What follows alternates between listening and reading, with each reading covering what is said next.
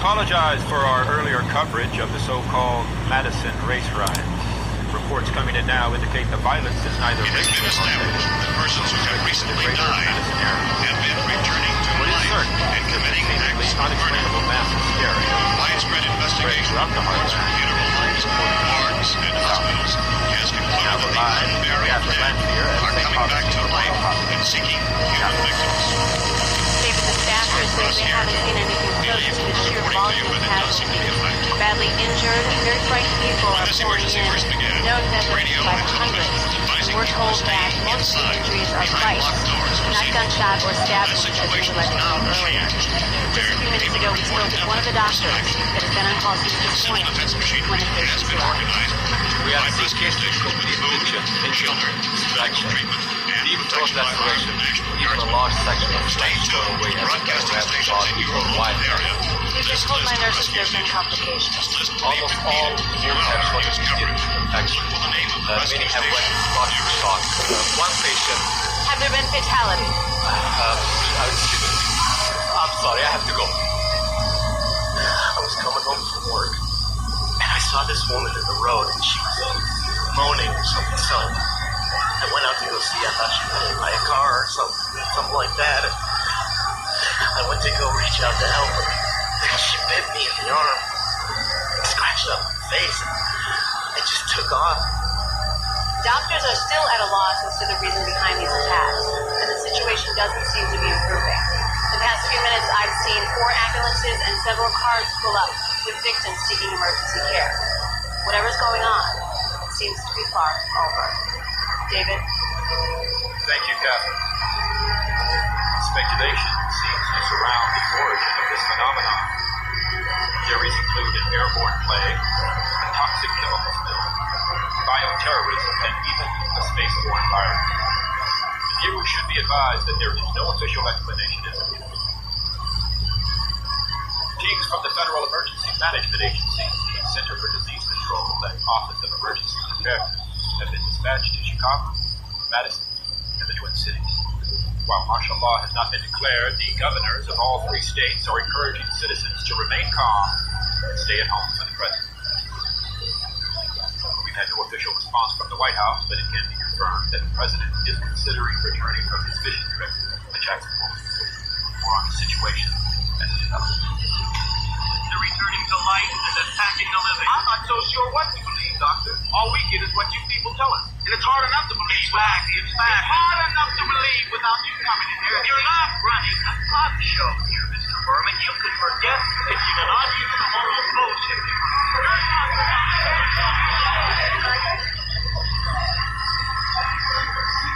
The producer has just informed me that we have a 911 call.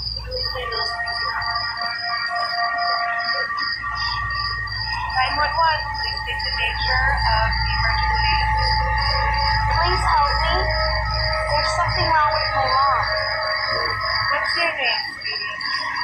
Samantha? Hi, Samantha. Can you tell me more about what's wrong? My mom has been sick for the last couple of days. I think she has the flu. Is your mom breathing? Yes? Okay, sweetie. I'm going to get a police officer and the ambulance there, okay? Okay. Can you tell me your address? 6991 Arkway Foothill Drive. I think I hear my mom getting out of bed. Samantha, stay on the phone with me. Crazy. I have to go see. Samantha? Hello? Things out there killing everybody alive. They even attack animals.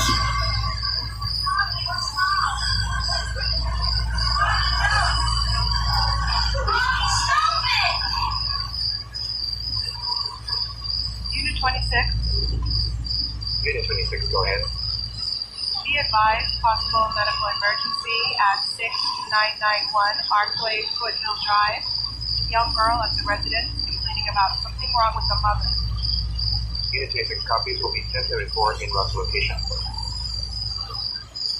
Unit 26 routing at location. Copy. Be advised, the phone line is still active, no response. Copy.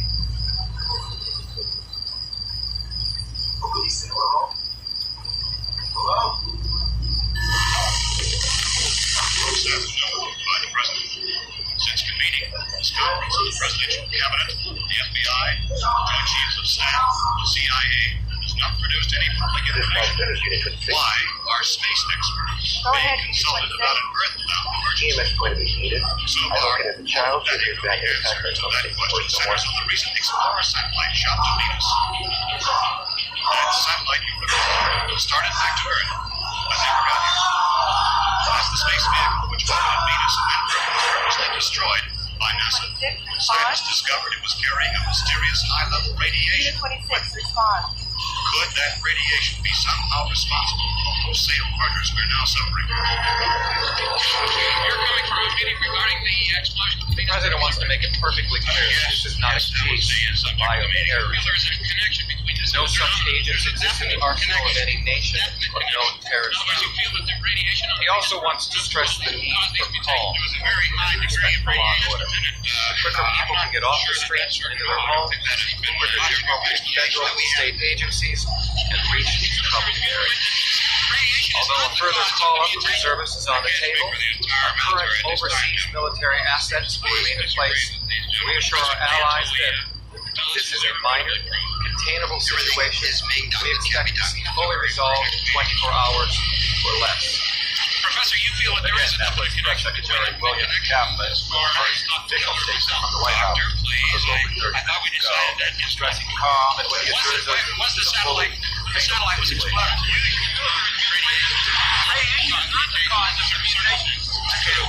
Our military on time. It does seem that way. I disagree. Probably later. We'll be replying. Yes, later this afternoon. That can't be done. Professor, you feel that there is Doctor, please. I thought we decided that is not. Once the satellite was exploded, radiation.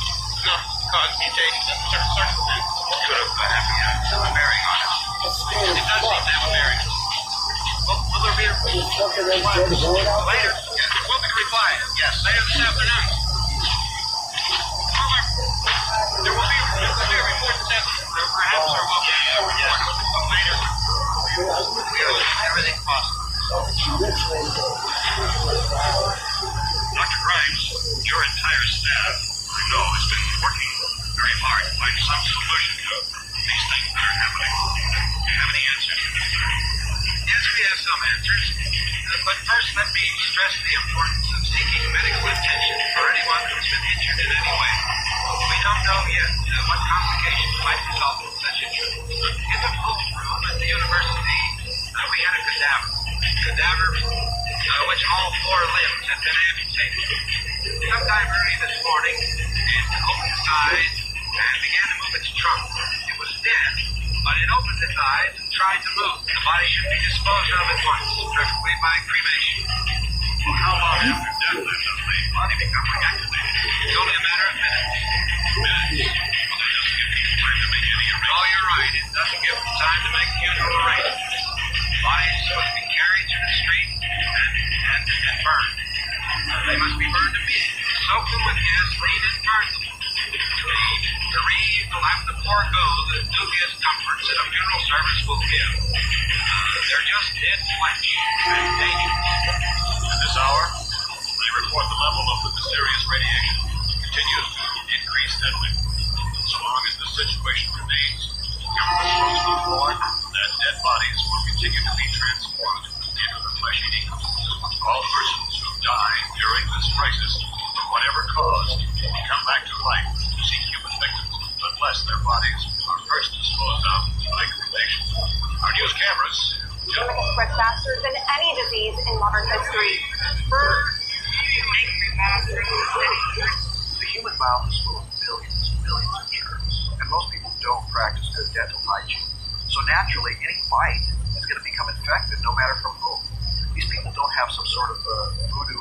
Yes, but Dr. Collar, Look, David, what you fail to realize is that most of these so-called experts are looking in the wrong direction. The problem is not chemical or biological, it's psychological. What we're witnessing here is the spontaneous combustion of a pent-up rage fueled by frustration over a pressurized society. It's the snapped postal worker on a national level. Well, how can you explain that? Look, in my new book, USA Bomb. Look, I'm sorry, we have to cut away right now. I just been informed that both Istanbul and New Delhi are reporting sporadic outbreaks of violence, similar to those here at home. And clearly, this is no longer an American. We're just getting a picture from our BBC correspondent. Over to Trevor Hanna in London. Trevor? We're in Notting Hill, a part of London. Who knows if this report will ever be transmitted? Communication is at best limited. The city, it seems, is being overrun with man-eating creatures. And they're coming! Run!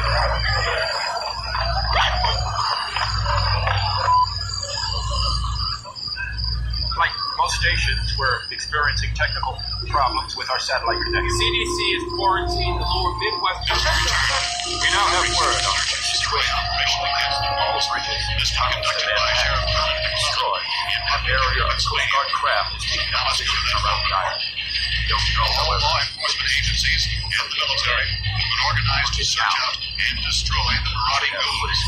Survival Command Center at the Pentagon has disclosed that the ghouls can be killed by a shot in the head or a heavy blow to the skull. Officials are quoted as explaining that since the brain of a ghoul has been activated by the radiation, the blast State and local authorities are urging you to kill the ghoul. and speak to Monroeville is outside. No, where are we? Hey, Jack, put that thing all the way in the fire. We don't want to get nothing dirty. Come on. Put it on the ground and that woman over there. How's everything going? Oh, things aren't going too bad. Men are taking it pretty good. They go down. You want to get on the other side of the road over there? Chief, do you think we'll be able to defeat these things? Well, we killed 19 of them today right in this area. The last 3 we caught trying to claw their way into an abandoned shed. I know. We thought somebody was in there. There wasn't, though. We heard them making all kind of noise. We came over and beat them off, blasted them down. What are these guys with their Yeah, okay. Chief, if I were surrounded by 6 or 8 of these things, would I stand a chance with them? Well, there's no problem. If you had a gun, shoot them in the head. It's a sure way to kill them. Don't get yourself a club or a torch. Beat them or burn them. They go up pretty easy. some startling. Well, Chief, how long do you think it'll take you until you get the situation under control? Well, that's pretty hard to say. You don't know how many of them there are. You know, when we find them, we can kill them. Are they slow moving? Yeah, they're dead. They're all messed up. Well, in time, would you say you ought to be able to wrap this up in 24 hours? Well, I can assure you we don't really know. We know we'll be into it most of the night, probably into the early morning. out just like this. We're working our way toward Willard. We'll team up with the National Guard over there. What's happened is that they have actually come back. Thank you very much, Chief McClellan. This is Bill Cardell, WIC, I know it's TV11 News. absolutely impossible, but Thank you, what Bill. we're talking about here is reanimation, but of dead matter. Look at this one. I've seen an autopsy too. During the whole autopsy, he never stopped moving. And I took out his heart and half his digestive tract. What I'm trying to tell you is, oh my God, the dead are walking. That's all I can say. Well, how are people supposed to protect themselves, Doctor? This is the most contagious disease we've ever seen. What I would say, and I warn you, everybody, do not come in contact with any of these zombies. And there you have it, David. The dead are alive, and there's no cure. They are dead. Yes, in that the circulatory, respiratory, and other vital functions have terminated, these subjects are technically deceased. Please just let me get through this and then I'll take questions. The infection is spread through direct fluidic contact. It must enter through the bloodstream through an open wound. Infection duration depends on the size of the wound and its proximity to a major blood vessel. Reanimation will occur no later than 1 to 5 minutes after the victim's primary life functions have expired. Once reanimation has occurred, the subject will respond with immediate homicidal aggression. The city of Los Angeles is like a war zone. These creatures, these zombies or whatever the hell they are swarming the city. People are dying in the streets by the thousands. And the freeways, right now the freeways are hopelessly clogged. There is no way out of the city. We had to come up here into the Hollywood Hills just to find some refuge. I think we're safe for the moment, but I'm not going to stay long. Right now, the LAPD has pulled out of South Central Los Angeles entirely and is trying to form a defensive perimeter around Beverly Hills. But I don't know how they're going to stop these things. If you're hearing me, stay away from Los Angeles. The city is out of control. The city is lost. Avoid Los Angeles at all costs. Hell and Satan. The city is dead to us. Why? You have sense. Kill. You have men, nations, same sense. How?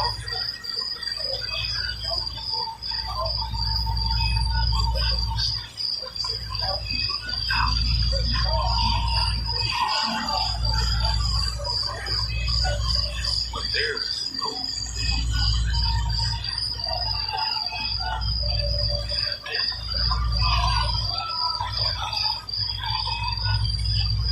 Good afternoon, I'm Richard Newman. Reports are coming in that yesterday's rise in central London caused large areas of the capital on sandwich.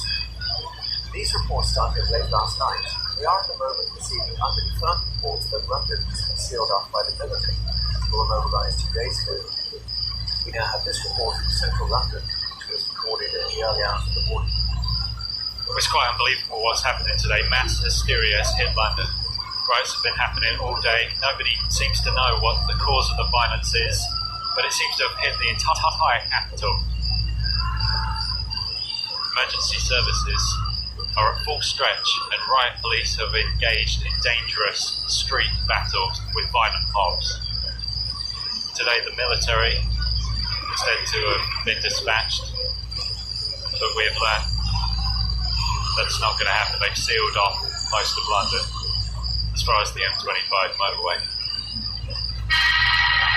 But we don't know why that's happened. People are scared. People are terrified.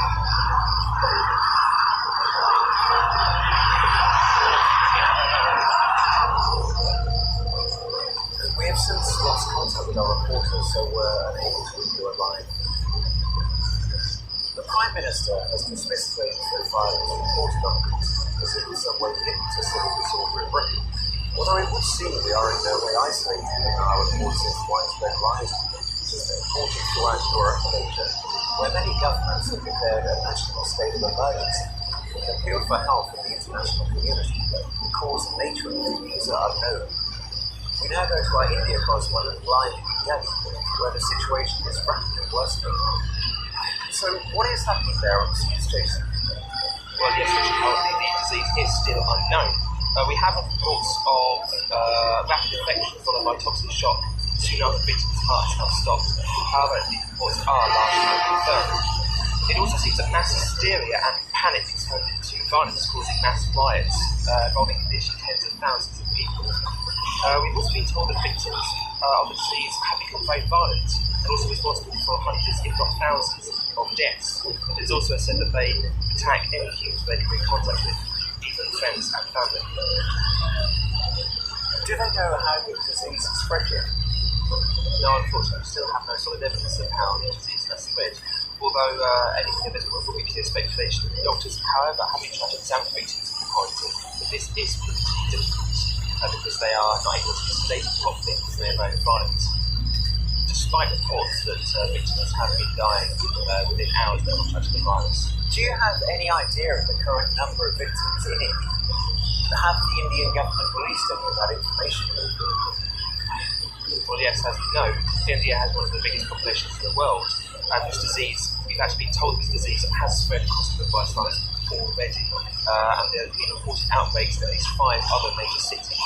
There's also current estimates by the government that indicate that there are 900,000 casualties in the last 24 hours.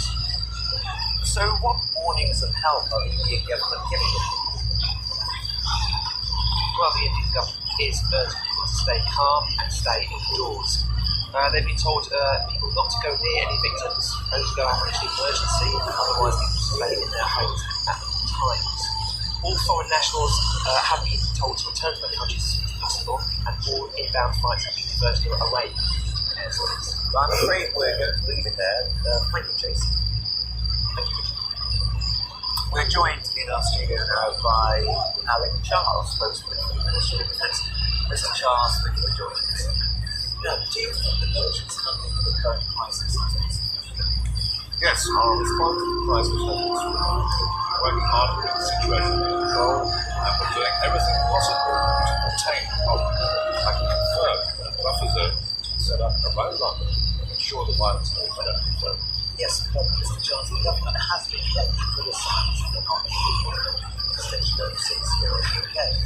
Now, these troops account for a large percentage of our military strength. In light of the worst of the situation, world social.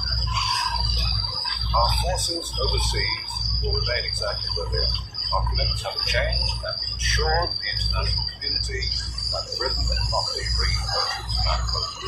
This is a global problem, and our forces overseas are needed more than ever before. We're confident that here in Britain we can restore law and order with our existing military. Well, surely, Mr. Charles, this can't be the case. Many people see the creation of this buffer zone separating London from parts of the south of England a clear indication that the military have lost control and that millions of people are being abandoned. That is absolutely not the case. There's still martial law across the whole of the south of England. There's a 24-hour curfew in place. People have to stay at home for their own safety's sake until this problem is passed. Now, we've had unconfirmed reports that all military units and emergency service personnel currently operating south of this buffer zone have in fact been ordered to withdraw. Now, how can you possibly expect to maintain a curfew if any kind of law enforcement has been withdrawn from this area? Gangs of rioters are swarming the streets of London. They're destroying buildings, they're attacking people. At the moment, we're in a strong position to stop the violence in its tracks. We've got the buffer zone that act as a vacuum between the rioters and the rest of the country, enabling us to control and contain the violence, which is our highest priority. It's rightly thought that these riots actually in London. Now, if this was the case, surely swift intervention by the military working in conjunction with emergency services wouldn't have been enough to contain the situation in London. However, we now know that London is called up by the military and no attempt whatsoever is being to intervene. And in fact, to restore law and order in the capital other than that already been made by the London emergency services. Before this widespread violence was dozens of other countries had similar outbreaks of violence and rising, including the United States, decided to impose a national health measure, and they attempted to violence having information about this advancement of riots and breaking out in this country. We decided because of it to seek support and approach the problem. I'm sorry, Mr. Charles, I'm sure exactly what it is you're saying. Are you trying to say to me that we're dealing with a breakdown of law and order, or is this in fact endemic? We're not sure. Well, I think we'll have to leave it there. Thank you for your time. Now, I'm told we're now going live, so I feel I'm just outside the town of Standing in Bedfordshire. Standing has a population of about 12,000 people. About 4 hours ago, the army moved into the town, including the troop I'm currently attached to, in order to aid the police in this evacuation. Well, what's happening there now? There has to be evacuation is successful. Well, as you can see, the town is directly behind. The military have left the town and withdrawn to one of the outlying hills, so it appears as though the evacuation has been abandoned. Do you know what? Are those gunshots really coming back? Yes, we've been hearing quite a gunfire for the past 20 minutes, so it seems as though the pandemic has reached us here, and the military are engaging those affected. Victoria, do you think the military will be able to contain the situation? Well, as I said earlier, the population here is 12,000. The military detachment besides the town is 50 or 60 soldiers, most of which we lost contact with at this stage, so it doesn't look good. We're now deep inside the buffer zone, which is a huge blow to the army's efforts to stop the spread of the virus. What's happening now? I think some of the soldiers have just withdrawn from the town. Let's see if we can go and have a closer look.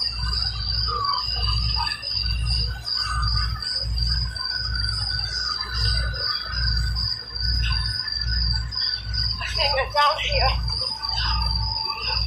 just need to get closer.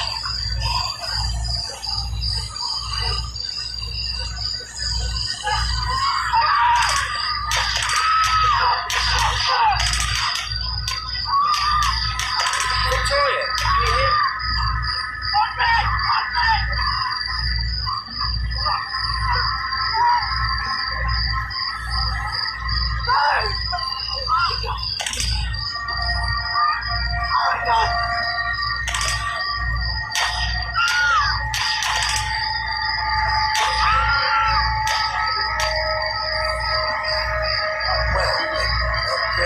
Lost contact with our military correspondent. We'll try and pick that one up again later, just to say the evacuation is going on. We apologise for any technical difficulties. In the past hour, the Home Secretary has held an emergency press briefing for this location in order to clarify the government's stance on intended violence.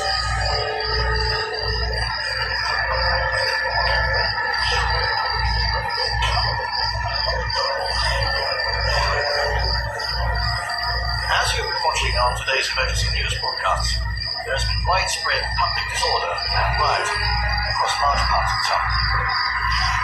The situation appears to be a repetition of the civil disorder which has been widely reported across America, Asia, and many European countries in the last few years. The cause of this widespread violence is as yet unknown, but it's become apparent that some form of violence may be responsible. Reports from hospitals in the affected areas are so far reporting large increases in people being admitted with severe injuries attributed to the widespread violence and rioting, suggesting that whatever the cause of this breakdown in law and order, the risk to health from the violence is minimal. At this exact moment, a team of government scientists are on their way to the affected areas to carry out further investigations into the causes and origins of the outbreaks. In order to contain the escalating situation and maintain law and order, we have declared a national state of emergency, implemented martial law in a number of areas, and introduced a curfew effective from 7 p.m. tonight. We urge members of the public to comply with these measures for their own safety and to assist the emergency services with the aid of the military to control the situation. We would like to reassure the public this is a short-term measure, which will be revoked as soon as the situation stabilizes. Details of all areas will be shown following this statement. If you are in one of the worst affected areas and concerned for your own safety, we have set up emergency evacuation centres under the control of the armed forces. Details of these centres will also be shown after this statement.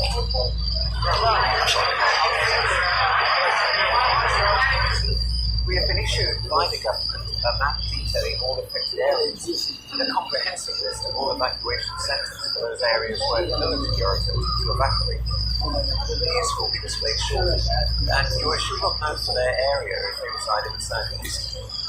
We will shortly be going live to a press conference by the Centre for Medical Control. We now go to an emergency press conference by the Centre for Medical Disease Control. It was announced earlier today that government scientists have been dispatched to affected areas to conduct further tests. Once again, we urge members of the public in affected areas to avoid hospitals and not to seek medical attention, other than that provided at the nearest evacuation center set up by the military. At this point, we believe a virus is responsible for the violence. We've had several confirmed reports of victims being declared clinically dead by doctors attending the scene, and then returning to life within minutes of this diagnosis with seemingly murderous rage. Adding to this, it appears as though some victims reported to have died from natural causes. The number of cases of this so-called reanimation is now thought to be in the thousands. We believe it has now spread beyond the military buffer zones. Anyone infected with the virus will attack those uninfected on site. I can only urge members of the public to stay in their homes and avoid contact with anyone who suspect carrying this virus. At this point, we do believe the only method of contraction is through direct contact with an infected individual. Many of those patients admitted to the hospitals or who have reported to evacuation centers have been carrying terrible injuries, the most common being bite marks and deep lacerations. So at this point, we believe the virus is spread either through blood or or saliva of the affected. It seems to have lost it though. I'm sure you would have found that announcement as shocking and unbelievable as I did. The events we have witnessed within the last few hours have been led. We've had reports that people all over the southeast are forming vigilante groups in an attempt to defend their homes against these violent bombs. Although the military have condemned people taking part in such activities and stated that anyone caught outside the areas where martial law has been declared, or any person found engaging in public disorder will be met with deadly force.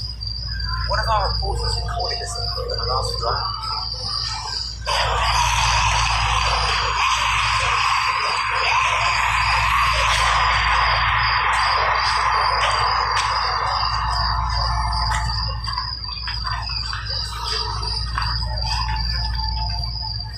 Do you think what you're doing is right? What do you mean? Taking the law into your own hands. We're just keeping people safe. By killing other people. If we don't kill them, they'll kill us. It's that simple. These rivals. What we need is for everyone to stay inside, no matter how serious the situation may get. This curfew should be implemented nationwide to slow down the speed of the virus. However, widespread panic has set in and people are trying to escape the chaos, which is only going to speed up the spread of the virus. Look, I say this to everyone out there, please.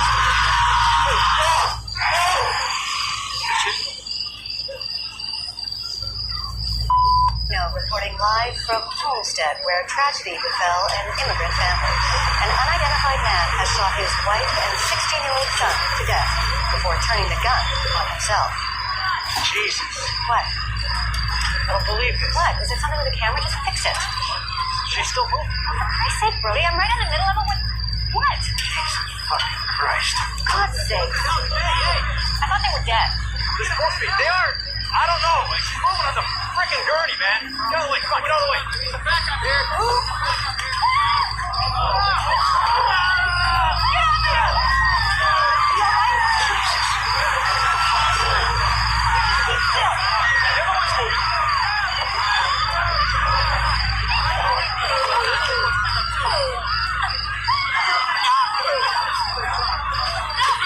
Take him out.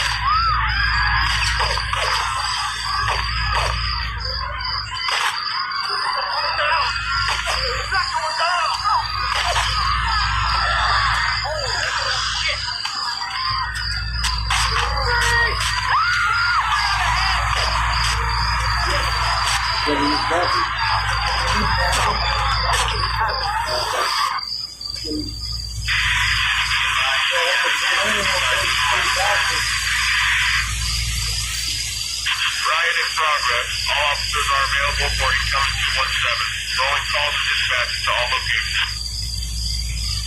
We got what looks like a 1091C near Peachtree exit 285. All cars asked to keep on the lookout for 91C in the area. Be advised, medical personnel en route to Hartsfield, various 10-20 coming in.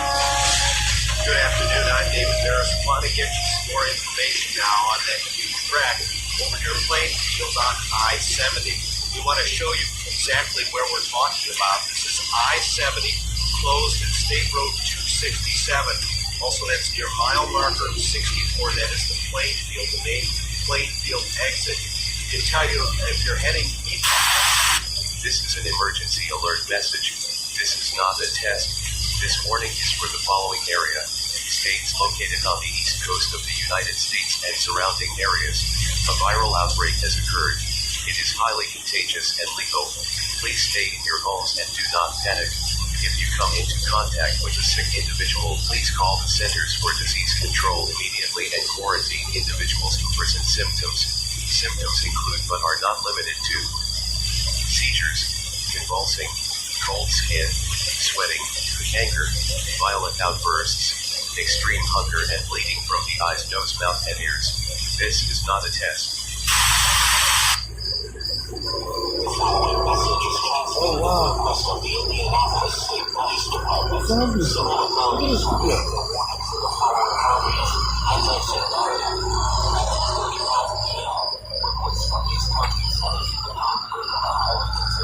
Symptoms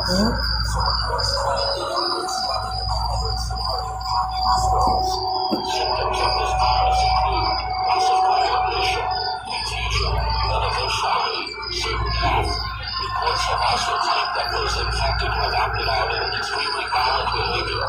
Citizens are extremely advised to avoid anyone with these symptoms. At this time, these counties are under quarantine until further notice. As a safety precaution, nearby counties are advising citizens to stay in their homes until the situation is dealt with. Stay tuned for further details as they follow. We are interrupting our normal broadcast to bring you this important bulletin. We are getting disconcerting reports of mass murder from all over the state. Details are sketchy at this time.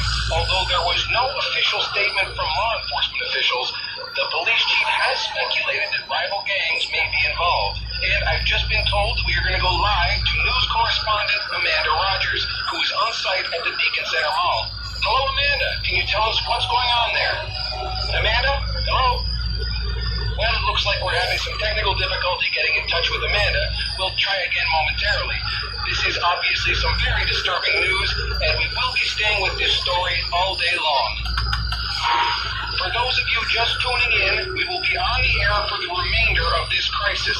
The situation at this hour does not look hopeful. All routes out of the city are jammed. Mobs of what have been described as bloody corpses have been seen marching throughout downtown. Reports of walking dead are coming in from around the tri-state area. Whatever is going on, it is not a local phenomenon. Clearly, this is a very dark time, a very confusing time. It is unclear why or how this is happening. This just in, the governor has issued this short statement. Stay in your homes and lock your doors. Do not trust anybody. This is Philip Hudson reporting live from the emergency headquarters at the Jared Smith Center for the Performing Arts. We have reports that the West End fires are spreading even further. People living in the area are advised to be very cautious. If the fire gets close, evacuate your family and head to the nearest safe house. Once again, the following is a list of military safe houses. Regional Police Precinct 22 at 239 Ellington Avenue, Old City Hall at 55 Mill Street, and the Jared Smith Center for the Performing Arts at 26 King Street. Folks, please bring whatever supplies you can. We are in dire need of food, water, clothing, batteries, flashlights, weapons, and ammunition. This is Philip Hudson reminding you that we will be doing reports every hour on the hour for as long as we can. That was Joe Grant with tips on making body armor out of household items. Thanks, Joe. I'll be working on my suit later this evening. We want to take a moment now to remind our listeners that the West End fires are still raging. The entire area is to be avoided if possible. In other news, we've been getting regular reports from Mr. Kaufman about the City of the Living. When we spoke to Mr. Kaufman earlier today, he confirmed that the perimeter is complete and 100% effective. They are now focused on clearing out the remaining pockets of creatures. Efforts are currently underway to transport citizens to the safety of this city. As always, we will keep you informed as this story progresses.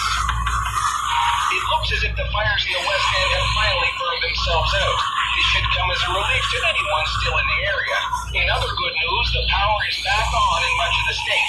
The good people at Minden Nuclear Plant were able to get Reactor B back online earlier today. We owe these professionals our gratitude for keeping the grid up during these trying times. Folks, we have some fantastic news for you.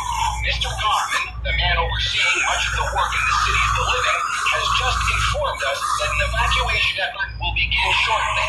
People interested in moving to the fortified city should make their way to the Jared Smith Center for the Performing Arts.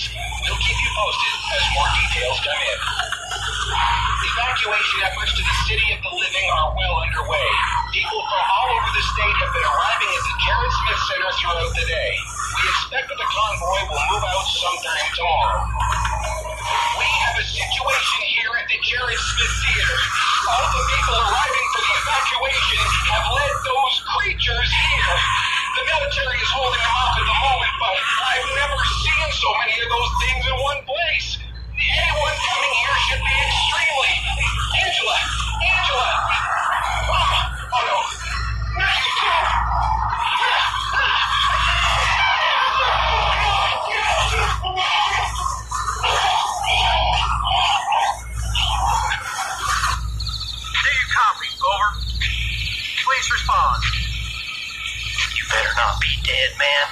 Over. He is. He's dead. Oh, shit. I had a good feeling about him. You kill him? What? No. Absolutely not. Why would... Listen, you have to make a call. I need help. Sure. We all need help around here.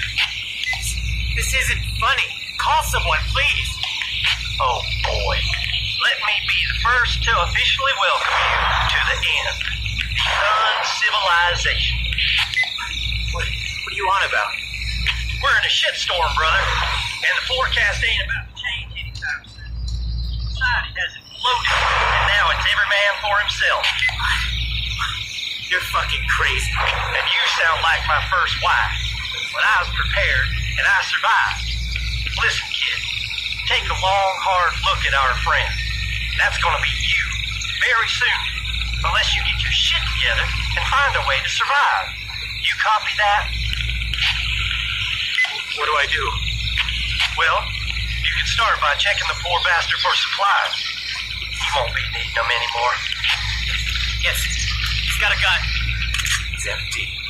It's fucking empty. Fuck! What now? Stay alive.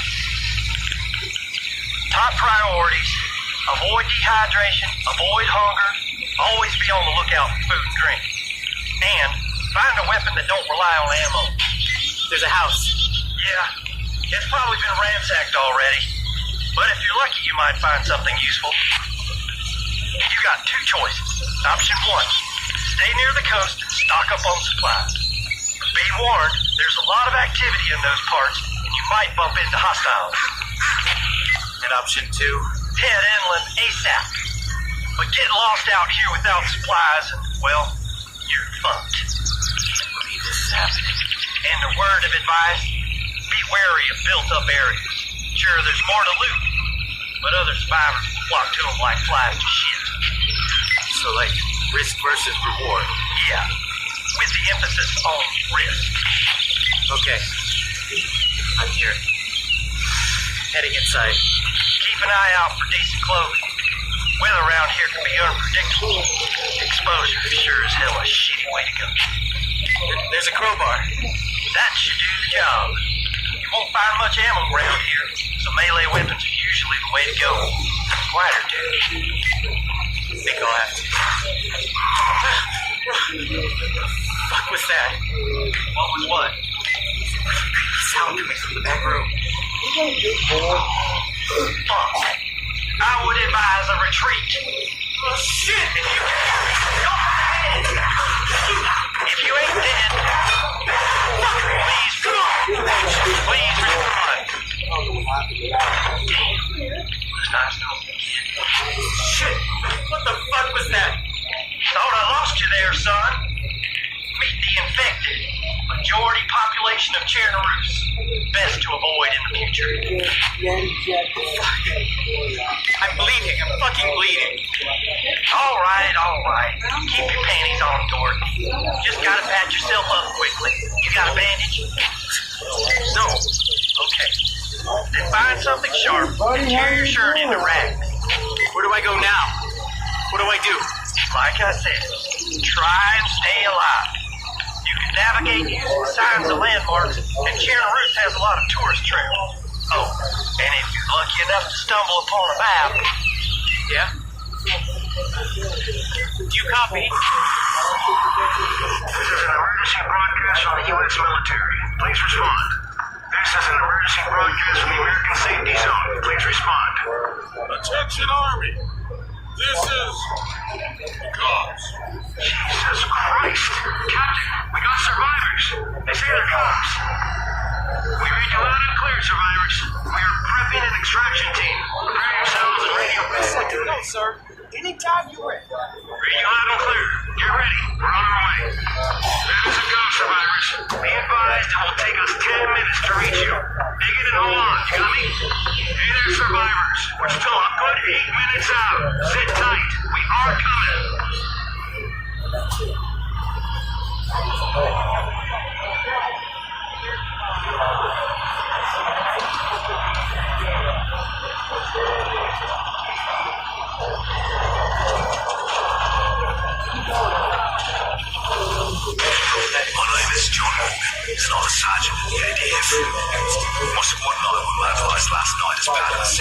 surrounding. We made an amphibious landing south of Oyster Bay and now preparing to hike into the jungle. While we aren't taking the highway, the brass won't say. Something big is going on, but the powers that be are keeping it rather mysterious. Our immediate superiors claim we're here to supply humanitarian aid, but then why are we so heavily armed?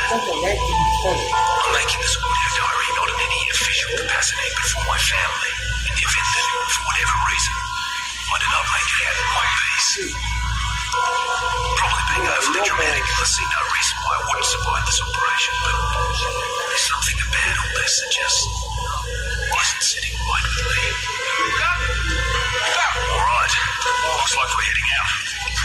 Grabbing gear, Johnson. This guy Miller. We're here in a remote village inland of the Java River, and I don't even know how to describe what's happening here. In fact, I probably shouldn't even be recording this, but it's not the first time I've violated proper protocol. Some sort of plague has swept the town and people are panicking. Those infected seem to have lost their bloody minds. They become violent and aggressive and attack like rabid animals. They seem to feel no pain and nothing will put them down short of a bullet in the brain. And the orders on high aren't making much sense, and some of the men under my command are beginning to freak out. Not that I can blame them. 2 hours ago we saw a young mother gnawing on her own bloody child. Jesus. They want us to keep everyone quarantined here and prevent their escape by any means necessary. When I asked them what that meant, they said, "You have to sort it out."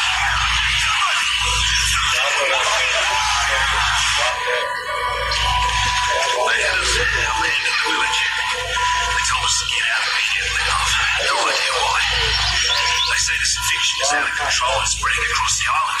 I have family in Henderson, but no one will bloody tell me what's happening there. If they're so worried about containing the bloody infection, why would they tell us to evacuate? Is it ever be safer? But you hear that? That is important. Are they here dropping supplies for the villages? Well, I hope so. Those people are starving. It makes sense to drop their supplies as they blockade the highway and out. Oh my God, what are they doing? Are they firebombing the bloody village? Jesus Christ, they're burning them alive! This can't be right! What the hell are they doing? They bombed the bridges and the roads to prevent any movement of the civilian population. And now they're ordering us to kill any villagers who escape the firebombings. Not just the infected, but everyone. Men, women, children. Well, men are balking at this and I can't blame them. We're here to protect these people, not murder them. I told Colonel Hornsby, my commanding officer, that I would not order my men to murder innocent civilians. Colonel Hornsby said refusal to follow orders would be considered gross insubordination, and my men and I will be charged with desertion and arrested as traitors. Hold up, men. Looks like some sort of research facility here. At least that's what it is apparently. Yeah, can we send supplies to them when we need to? Johnson, what?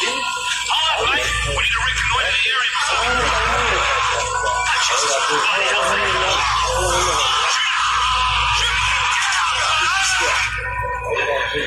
Most of my squad is dead. Melby and Howard are lost in Kundera. Johnson was attacked by this abomination. Murphy put a bullet in him as his screams were raising the dead. At least they look and smell bloody dead. But how can that be? I came from the jungle, from everywhere, snarling like hungry animals. Miller panicked and ran into a whole mob of them. They fell on him like rabid dogs, tore him to pieces. The rest of us barely made it out alive. I was bitten on the shoulder, and the others were sure the infection would take me as well. Soon after we went to sleep, Jenkins tried to murder me. I had no choice but to shoot the bloody maniac. Everyone's scared to death. At this point, I think our only option is Henderson. At least there's a military base there. Most of our families are there as well. I just hope the city's still safe. The infection hasn't taken me, and I don't know why. only reason I'm in here is because they still think they need me. Everyone is only me. Different civilians know the army's been slaughtering them and they're fighting back. They shooted us on sight, but I'm not about to shoot back. They're bloody frightened. Who can blame them? I decided it would be best to avoid unnecessary confrontation, so we're travelling via the old Japanese school on 2 tons. They were shut down years ago, so we've no idea what's down here. The whole bloody world's gone crazy, so I'm probably safer down here than it would be up there. What is that? Is that over here? Is that a person? Use cover! Run fire! We got someone! Trying to stay quiet as the infected are everywhere. It's just 2 of us now. Jack was bitten by something down in the tunnels. We're both hoping he'll be fine as I seem to still be alright. Maybe some of us are immune to this plague. We're at the ferry, but it doesn't seem to be operational. Jack has family in Henderson as well. We need to find a boat to get us across. Just so the military doesn't shoot us out of the water. I mean, who can we trust? Citizens despise us and the army consider us traitors. And then there's the infected. To them, we just meet. I feel quiet now. I don't want them to hear me. Jack attacked me last night.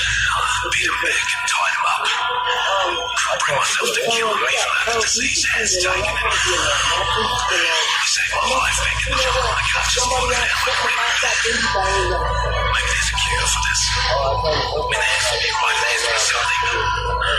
We're at the lighthouse in Henderson. The city itself is in chaos. There's a huge quarantine area that's full to bloody bursting with the dead. I don't know what else to call them. They don't seem human. I just can't believe this is what it's come to. I haven't seen any other soldiers than the citizens we have seen cowering inside. I see them watching me through boarded up windows. I'm guessing the army's hiding as well. Holed up in their base. Afraid to bloody come out. My family's gone. My wife, my 2 girls. Jen left a note line for me, just in case I came looking for them. Apparently the lines went down, she didn't know where to contact me, so she packed up the kids and left Henderson for the airport. She's trying to get to Australia. She has an aunt in Adelaide. I just hope to God they weren't on that bloody highway when the army dropped those bombs.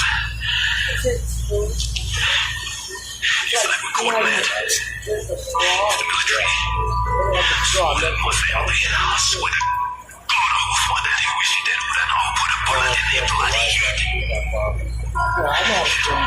Somebody in here. Back in the girls' room, happy to check, just in case.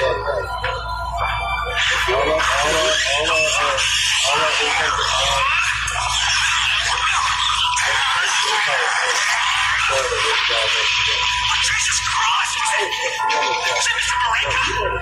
Is it my goddamn next door neighbour? Oh, Jesus! My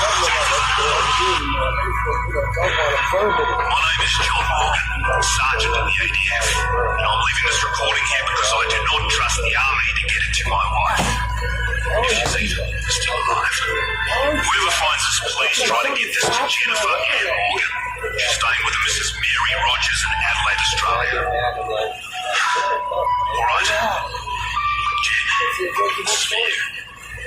I just want you to know that you and the girls, you're everything to me. They are. I'm so sorry I wasn't there to protect you. That you had to face this alone. You know, this morning I found a little boy hiding in a car. Couldn't be more than 5. His parents must have locked him in there to protect him. Who knows what the hell happened to them, but I've decided that I've no choice but to take him to the army base. Well, nowhere else to turn. Well, What other option do I have? It's likely they'll arrest me for going AWOL. But at least if they court martial me, I can finally tell my side of the story, you know? Tell them what went on. People need to know what happened here. It's okay, son. Not mad at you. I'm scared. Hey, it's gonna be okay. You're gonna be fine. Promise. Everything's gonna be okay. Joke the competition.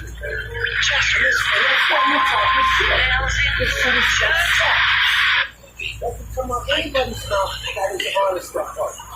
Yeah, that's someone with a corpse just straight. Right? Chuck. What about it? It was based on a true case. Come on, you're shitting me, right? That's that pops already showed up. He's taking over the world. Changed it all around. Back in 1969, Pittsburgh at the VA hospital. Chemical spill. All that stuff happening down into the morgue. It made all the dead bodies jump around as though it was alive.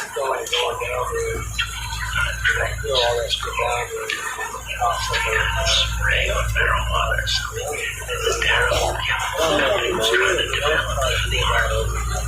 Hey, when you start talking different, radio is just the best way to understand and cross them up. That's good, yeah. That's really good. It's what we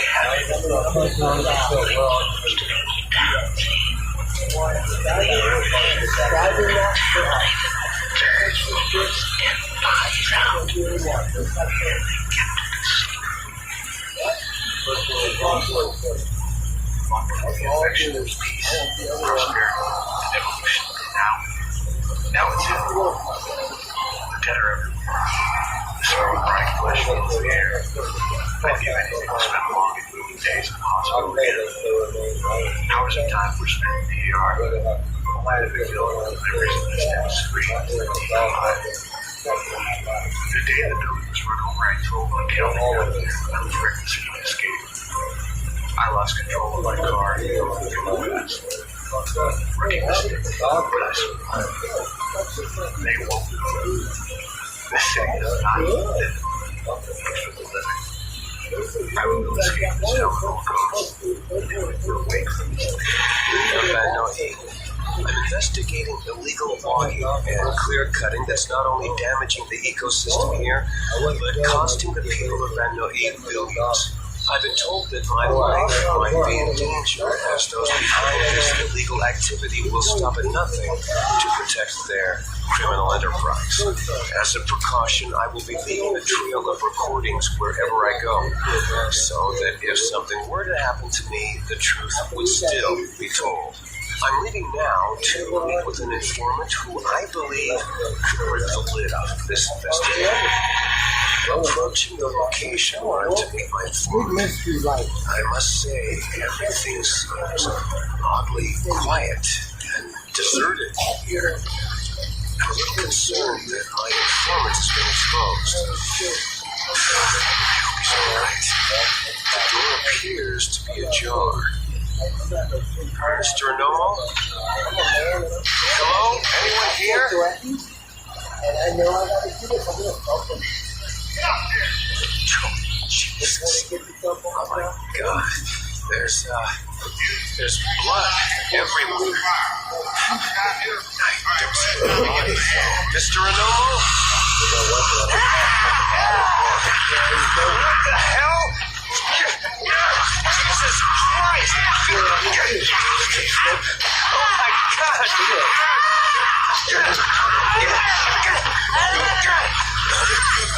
Oh my God! Whoever that was, I think I just killed her. Bashed her head in with a fucking lamp. She was out of her mind. She tried to bite me, for Christ's sake. She must have been 70 years old.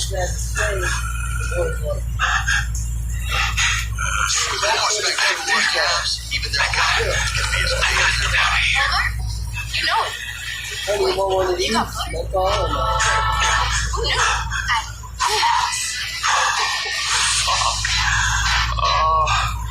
I had to throw away my jacket.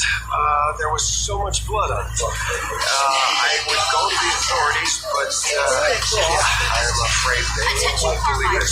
A psychotic 70-year-old woman attacked me and forced me to kill her. There seems to be some sort of traffic accident. It's even more chaotic than usual. Excuse me, driver? Any idea what's going on? I mean, why are all those people... You know, I got an idea. Why don't we turn around? It looks like... Oh, it's just regular. See, that's switched to like... Like a tuna salad. In the middle of a terrorist attack here. People are running in panic, covered in blood, and it seems that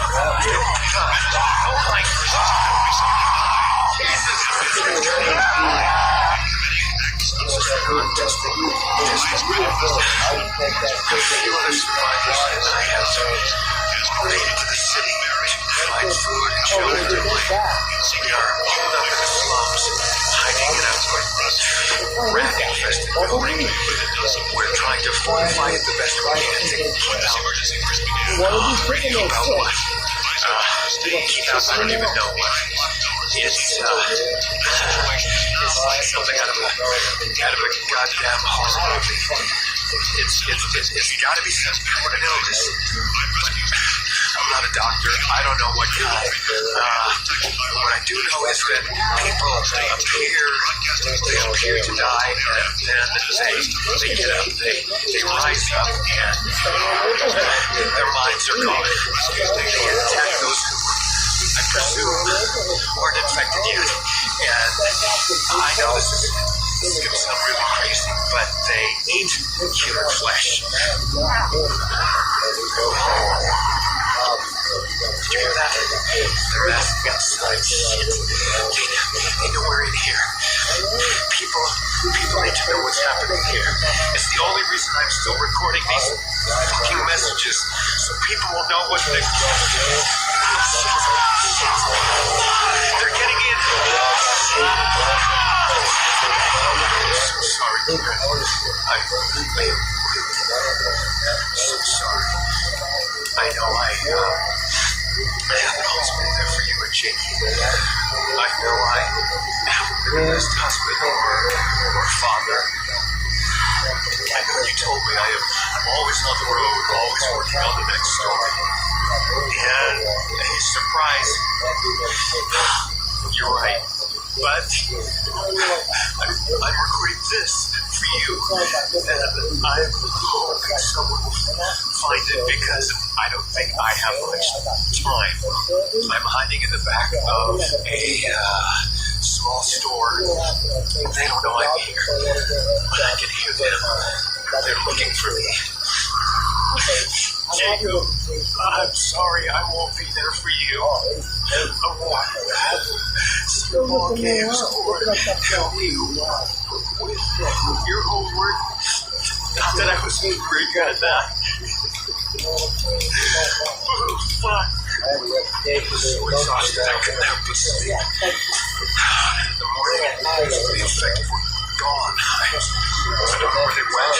Maybe they found other survivors, but I am making a run for it. This city is in chaos. Buildings are burning, wrecked cars cover the streets. At first there was nobody, but now there's no one. The dead are everywhere. Where are the fucking police? The military? Why haven't they... Wait a second. There's someone up ahead. Oh man, that looks like a little girl. She's sitting in the street next to a woman who looks to be dead. Her mother, maybe. The girl's crying. Oh, Jesus Christ. Her face is buried in her chest and she's crying. Oh, I can't just leave her there alone. She's about the same age as my son. No more at 6. Hello? Hey, sweetie. Are you okay? Honey? Maybe you should come with me. Oh my God! Her face is covered with blood. Shit! Oh God! I'm riding in a 4x4 following a group of survivors heading into the jungle. Apparently, someone on the radio is leading them to the source of this sickness. There's supposed to be some kind of a lab hidden in the jungle. Could this be some sort of experiment gone wrong? Some kind of animal-borne disease like swine flu or bird flu that's mutated? If this spreads beyond Vanoi, if it were to hit a major population center, it could be the end of everything. People need to know what this is. Maybe they can... We hit some kind of animal, and the car careened off the road and down an embankment. Trees. My driver is badly hurt. I think his leg is broken. Wait. There's something else. It's coming.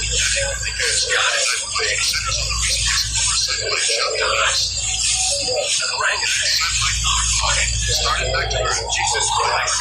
It's infected. It's the animal we hit. It should be dead. Why the fuck is this? Tore the driver right out of his car. Sorry, but I didn't even try to help. I just ran. I kept on running until I couldn't hear the driver scream. Somehow I found the lab. A few of the guards thought I was infected. They almost fucking shot me. But they didn't. And thank God. Now I'm inside. I'm safe inside. But this complex, it is not defensible. The group, however, is preparing to leave the lab for the island prison. It's designed to house the worst of the worst. So it's a fortress. If the infection hasn't spread inside, then it may be the last safe place. The last chance any of us have to survive this. Jake, I don't know how long I can stay coherent. I can feel the sickness inside me. They say the first symptoms are a high fever, and then I'm sweating. The fluorescent lights are blindingly bright. We made it to the prison and thought we were safe. But the infection is everywhere. There is a contingent of prisoner survivors, but before we could reach them, we were attacked. The one who bit me was missing half his fucking head and half his fucking teeth, and he bit me.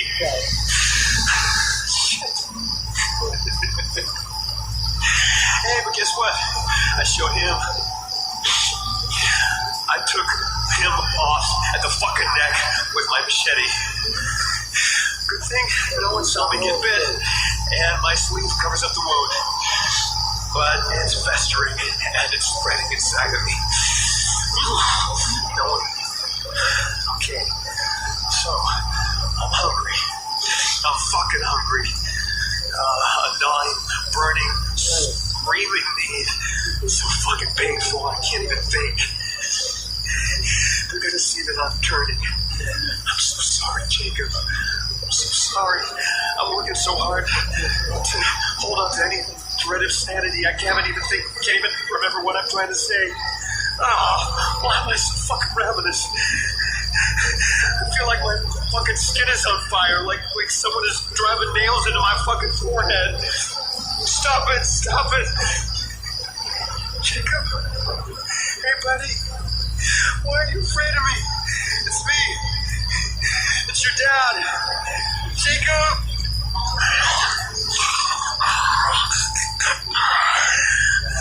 Look out! You're the door!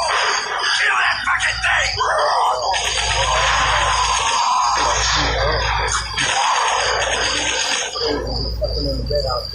It infects the host immediately, and upon getting sick, the infected will become racked with cough, sweat profusely, and start to get the shivers and chills while forming a temperature that rises upwards of 105 degrees.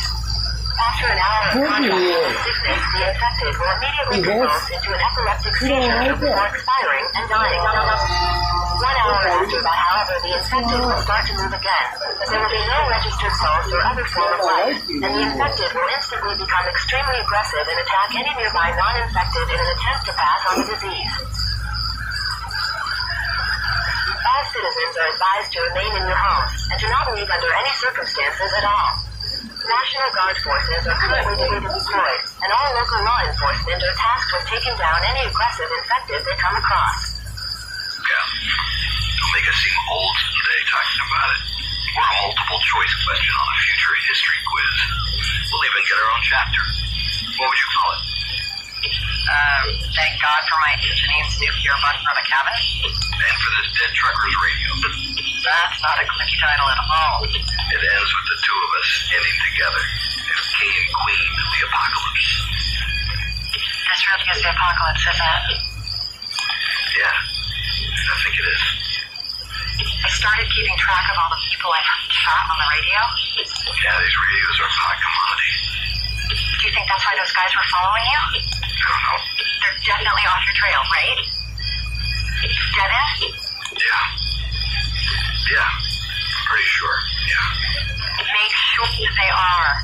I had to lose one on my way to you. Of course. Look, I didn't realize how dark it was getting. I should switch off. Just get here safe. It's the eyes that stick with you. You don't sound good. Yeah? You? Someone's at the neighbors. Whoa, what? Someone's at the Larsons. Get out of plain sight. I can see them. They're not scavenging. They look afraid. It could be a trap. Get off the radio. Stick away from the windows.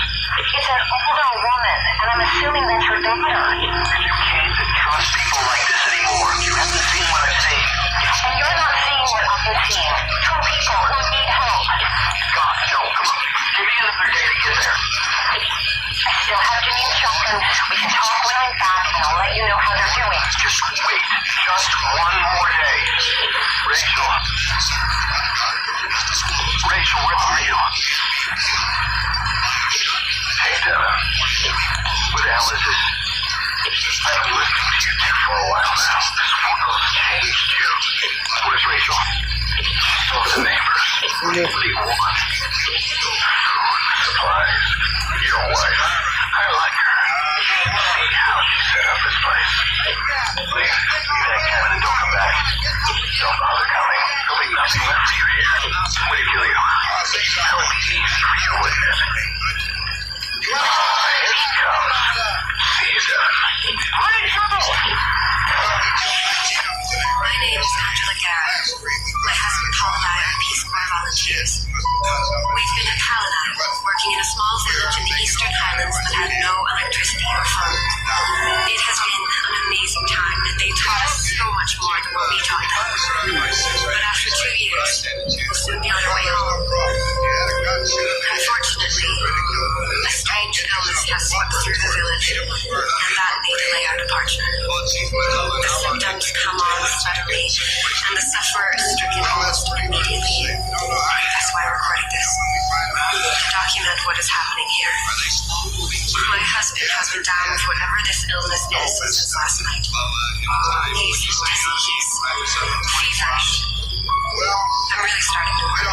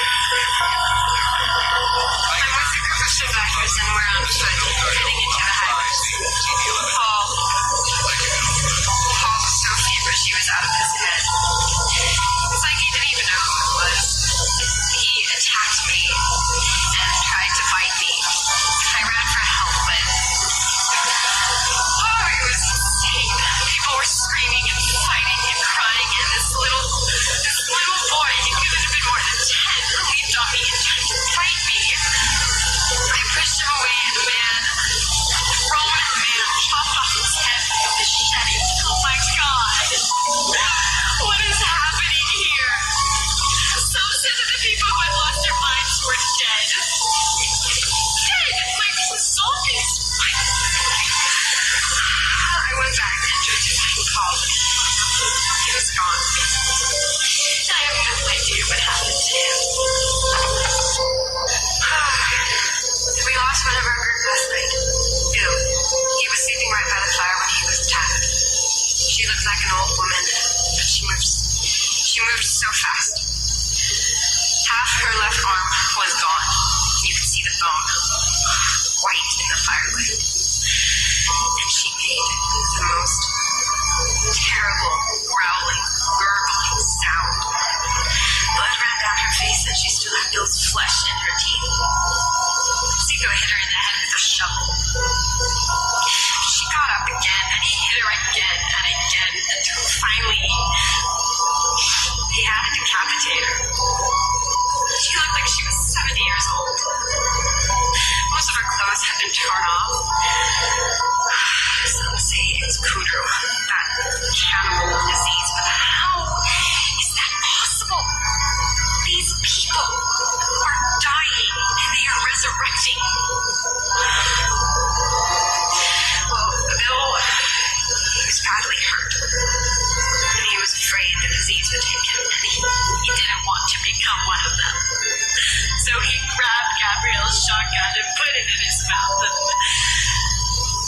And the sound was so loud. We knew it would attract other infected, so we ran. Into the dark, into the jungle. There aren't very many of us left. Some kind of research facility. John went running for it, and that was a mistake. Something came out of the woods and attacked him.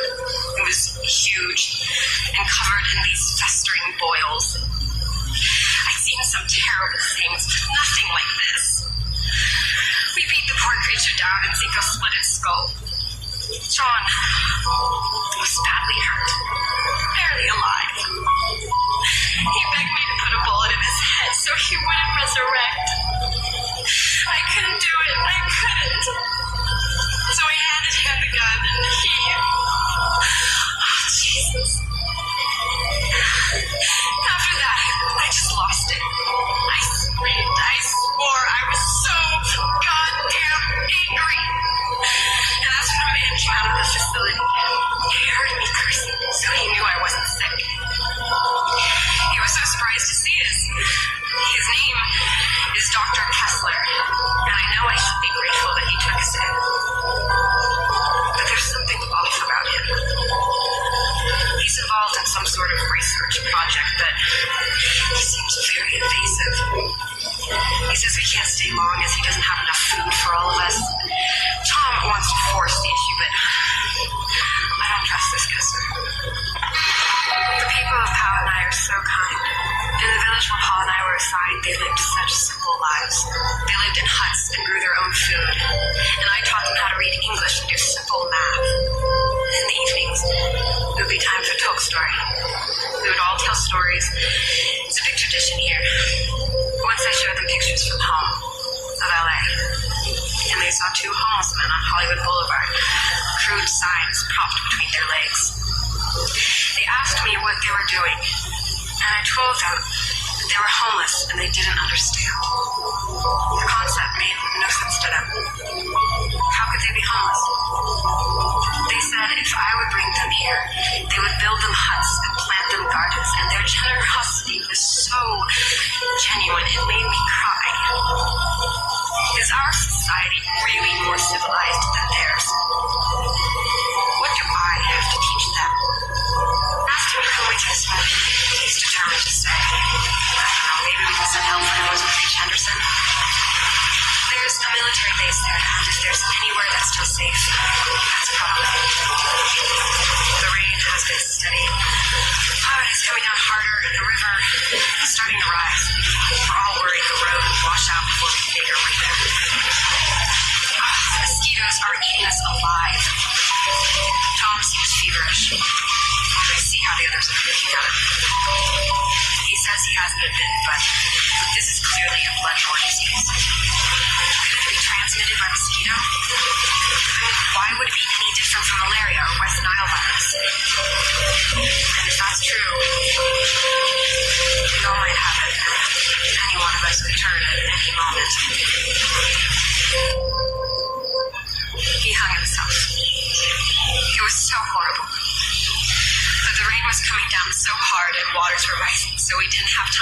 them down or bury them. I didn't think we'd make it here. Mud was rolling down the hills like black lava. I never knew a mudslide made so much noise. There were boulders bigger than cars, and the trees were cracking and snapping. It was terrifying, and with the pounding rain, we had to shout to even hear each other. We barely made it to the ferry, and the undead were everywhere. Military planes are flying overhead, but where are the soldiers? Where are the authorities? Maybe we'll find some answers in Henderson.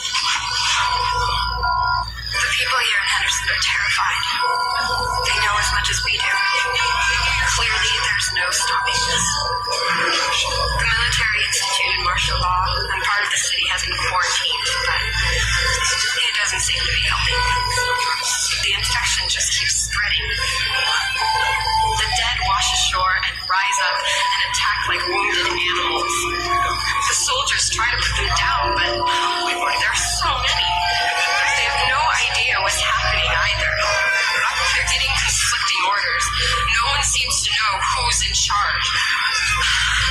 It's crazy. People are getting desperate, and I'm really afraid. Most of the soldiers are so young. They're as terrified as everyone else. I'm here with a group of survivors hiding out here in an abandoned store, hoping that the army will send in reinforcements and finally get the upper hand.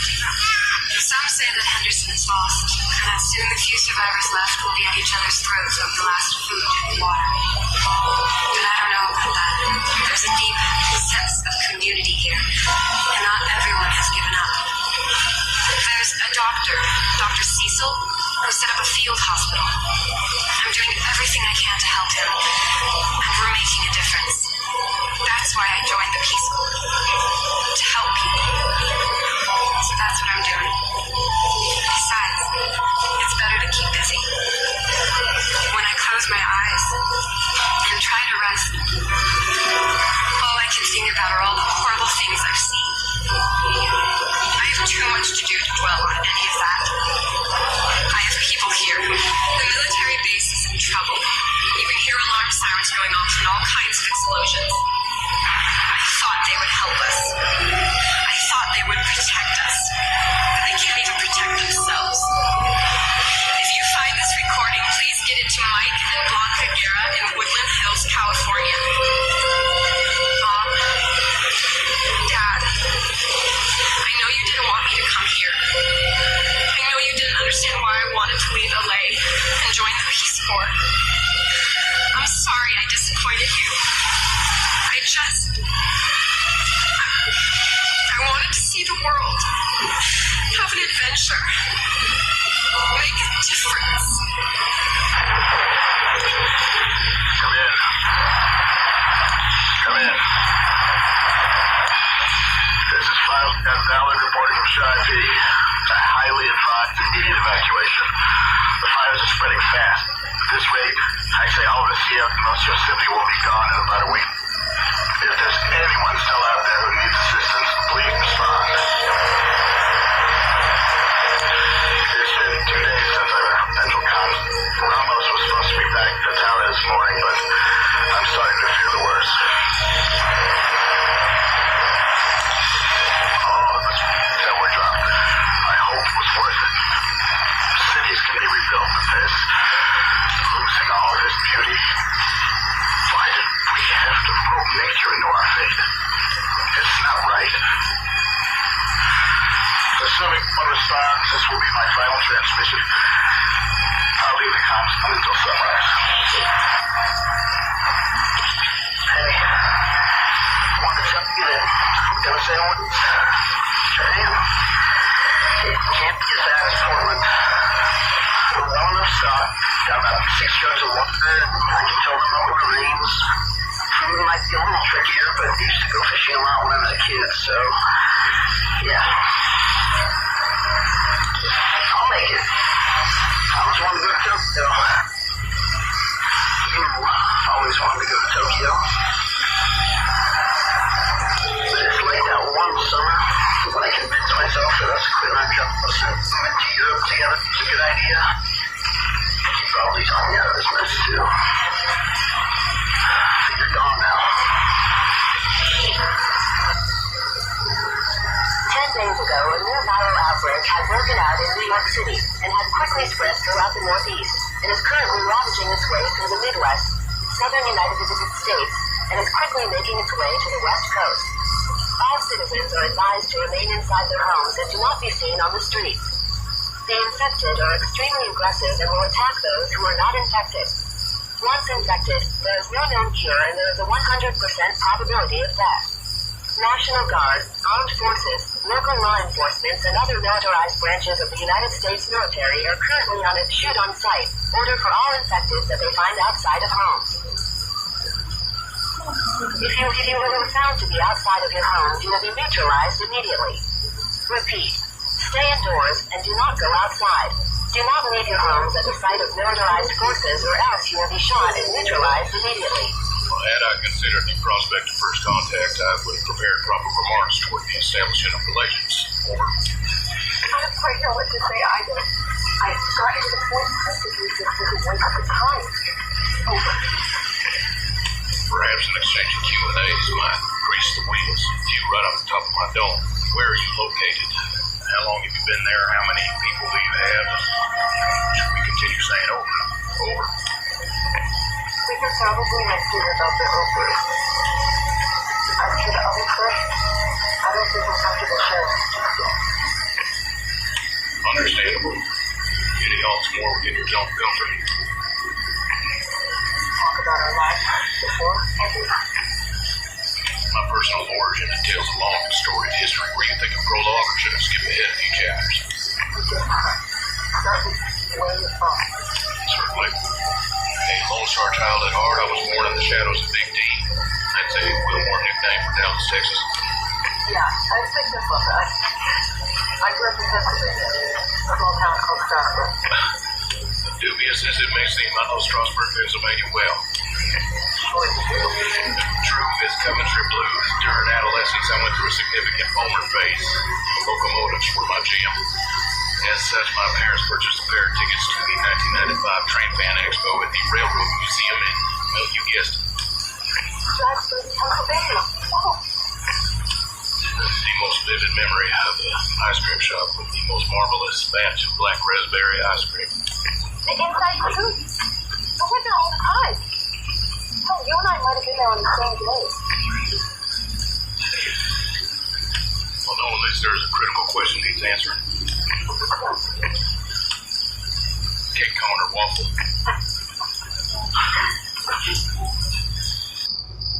In the fall of 1969, the Darrell Chemical Company, under contract to the U.S. Army, conducted a series of secret experiments with a new biological weapon called 2,4,5 trioxin.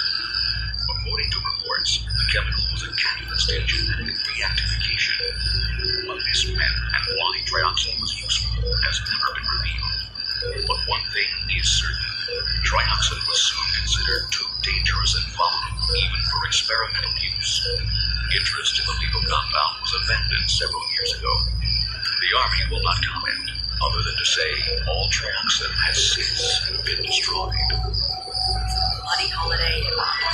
I was at the Royal Palms Resort on Benoi, working as a bodyguard for some arsehole CEO.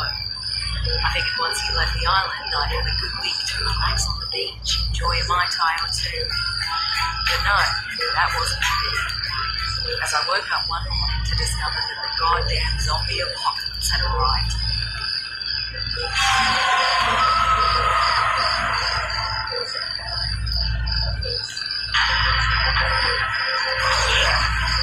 A local lifeguard I knew was cynical to save my life.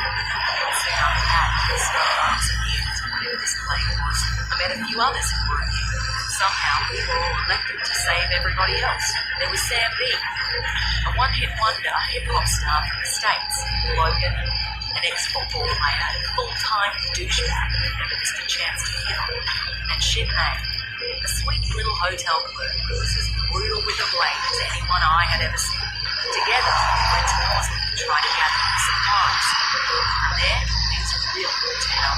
The army tried to contain the infection, but they were bloody useless. Benoi itself was totally isolated. It was pretty clear we were on our own. At this point, we just wanted off that goddamn island. And that's what led us to that maximum security prison. You see, some dickhead colonel by the name of Ryder White lied to get us to track down what he thought was a cure for this stompy plague.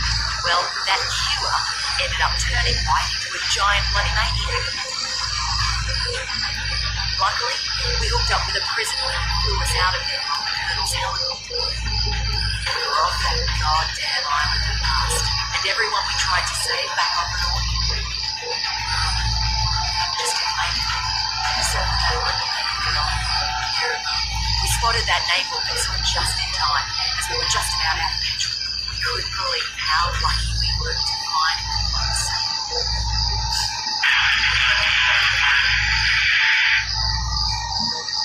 Ryan in progress. All officers are available for Econ 217. Rolling calls and dispatches to all locations. We got what looks like a 1091E near Peachtree, 95. All cars out to keep on the lookout for 91E in the area. Be advised, medical personnel and roads are hard to deal. Various 1020 coming in.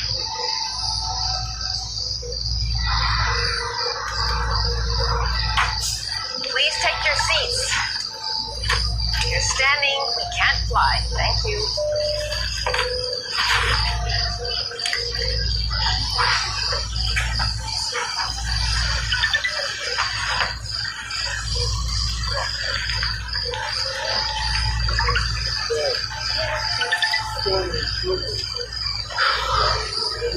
Gorgeous is my name, Grace. Hey, Mom. Hey, sweetie, everything is going to be okay. Did you talk to Dad? He'll be there when you land in the morning, and I'll get there tomorrow. Worst case.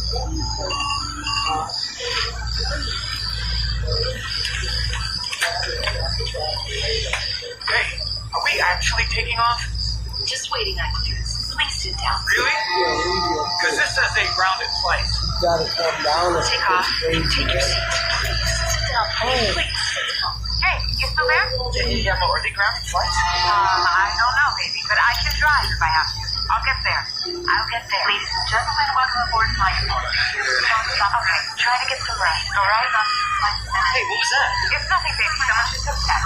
Try to sleep, okay? I'll see you tomorrow. Hey, I love you. What is going on? I love you.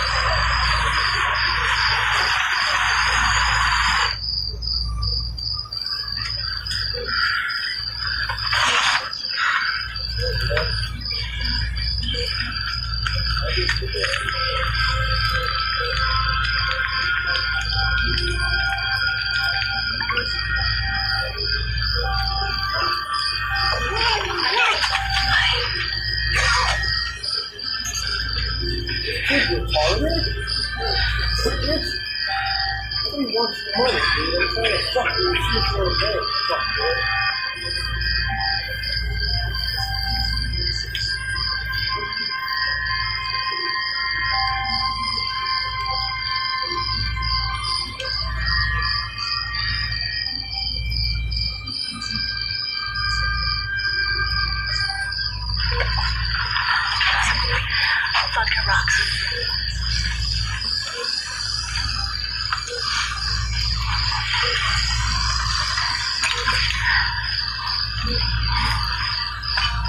You all alone? Oh, my mom and I were on standby. They only had room for one more, so I should be on the next flight. Yes, you will. You believe that? There'll be somebody to catch you when we get to Phoenix. Yeah, my dad's waiting for us. He just moved out there for work.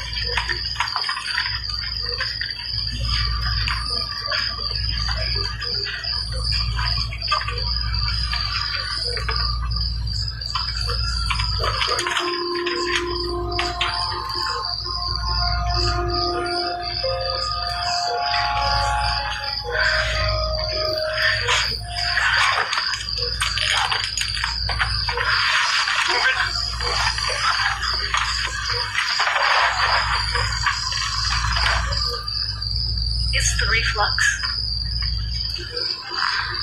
How long has your husband been sick? I told you, he's not sick. It's reflux. His whole side of the family. Doesn't seem like indigestion. Are you a doctor? Then mind your own goddamn business.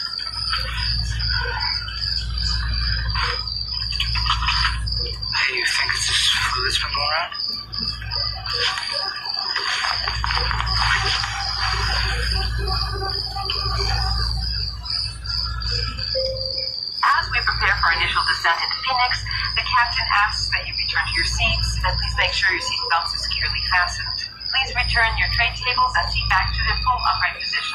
Thank you. Yes, and please take away first class. That man is still in there. Excuse me, ma'am. Sir, we're landing. You need to come out.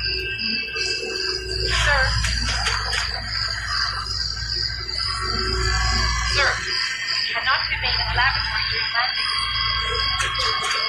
Sir! The lights went out. Did you see that? Sir?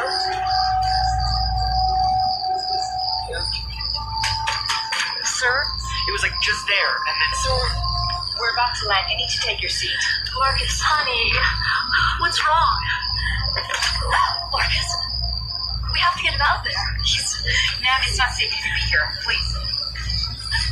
Open the door, please. Don't open it. Whoa, hold on. Don't open it. Sir? Marcus. Sir! Marcus. Folks, this is your captain speaking. Sorry to report that Phoenix is experiencing a power failure, and without a visible landing strip, we're going to have to reroute to LAX at this time. No. Don't. We have to land. Don't wait to land right now. My husband needs to start. Please. Can you feel pulse? Oh, no. Oh, honey, wake up. Wake up. Wake up. Ma'am, I need you to move. No, guys. I need you to move.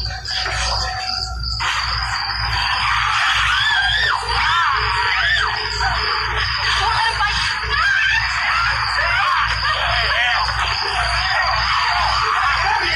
Get out of here. Go. In here. Get him in here.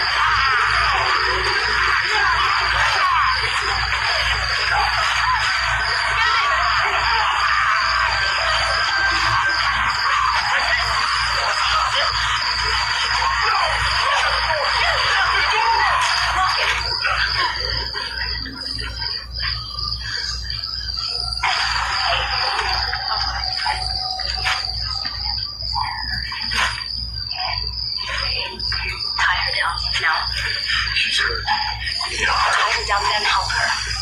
What happened to him? What happened to her?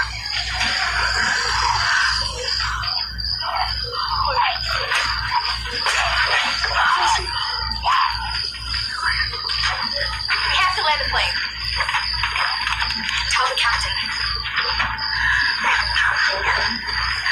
He's not worried about that. How did you know? I just want to see my husband. Man, your husband's sick. So help him. There's nothing to do. Do not tell him that I won't hear anything anymore. Marcus? No, Marcus. He's dying. He's dead. Get back. Just get back.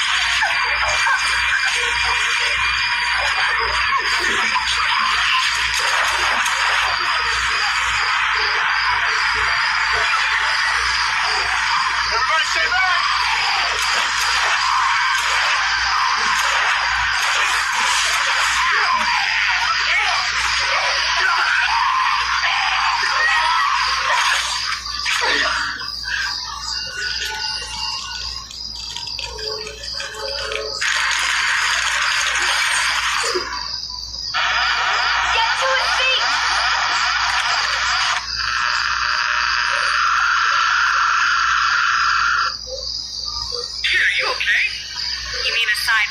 Lost in the woods, attacked by psychopaths, watching two of my best friends die? Yeah, I'm peachy. Sorry I asked. So, is that everywhere? Man, I hope not. We got some survivors back at the ranger station that seem to know what's going on. But we didn't have time for orientation. Well then, let's get the hell back here. You want to take point, or should I? So, where are we going? I don't know. I guess we just head to town and try to find somebody. Yeah, or... Well, I kind of took that guy's walkie-talkie. Maybe we can raise somebody on that. Jesus, Ed, why did you do that? I don't know. I figured if he had a radio, there must be somebody on the other end. So you robbed a dead guy, and you expect his friends to help us out? Wait, who says they're his friends? I mean, maybe they didn't even really like the guy. Dad? Dad, are you there? Oh, shit. Hello? Can you hear me? Who is this? Listen, we're stuck up here on Mount Tanner. My friend needs medical attention. Can you help us? Can you make it down to Spencer's Mill? Some of us are holed up at the church. If your friend doesn't look too dicey, we'll let you in. The church in Spencer's Mill. We're on our way. We'll, try not to look too dicey.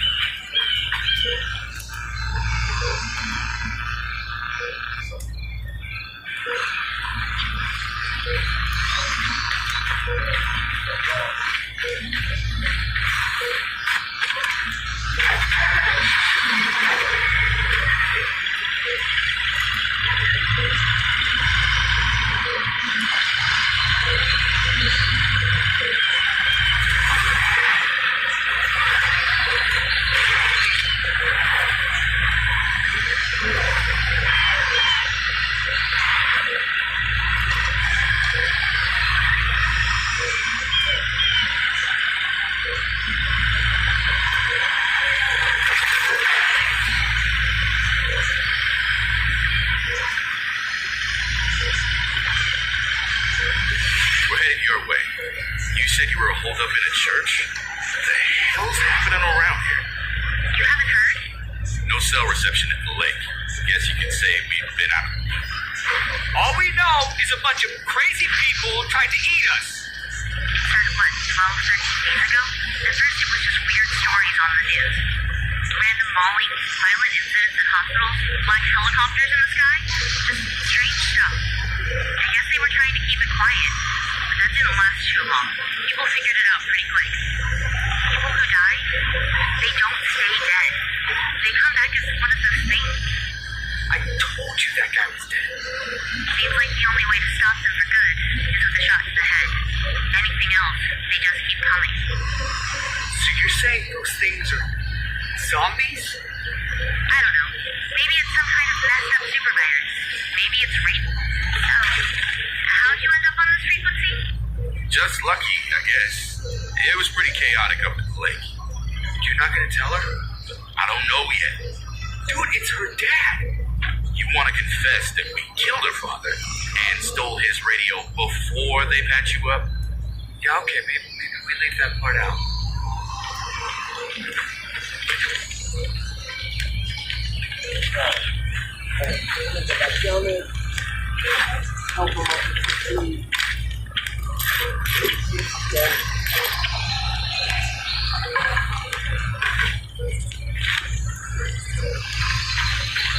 Zed's up ahead.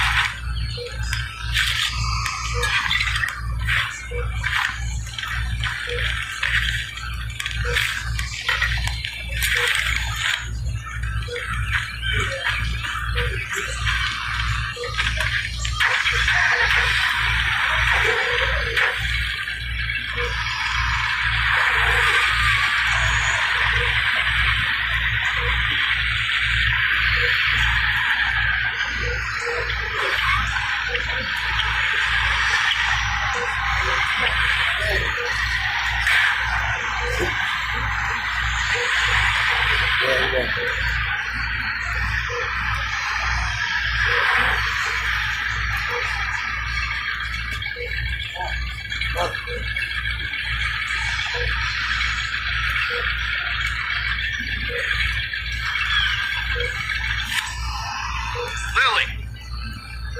invite these strangers?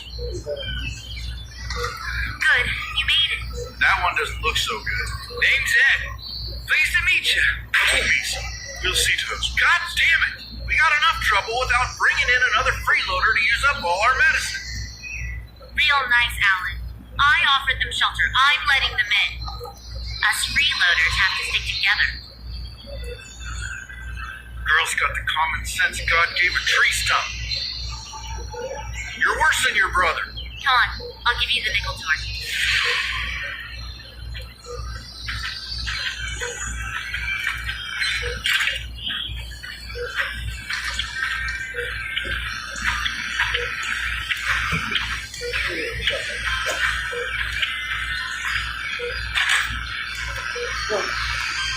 I spend most of my time here, using the radio to coordinate everyone.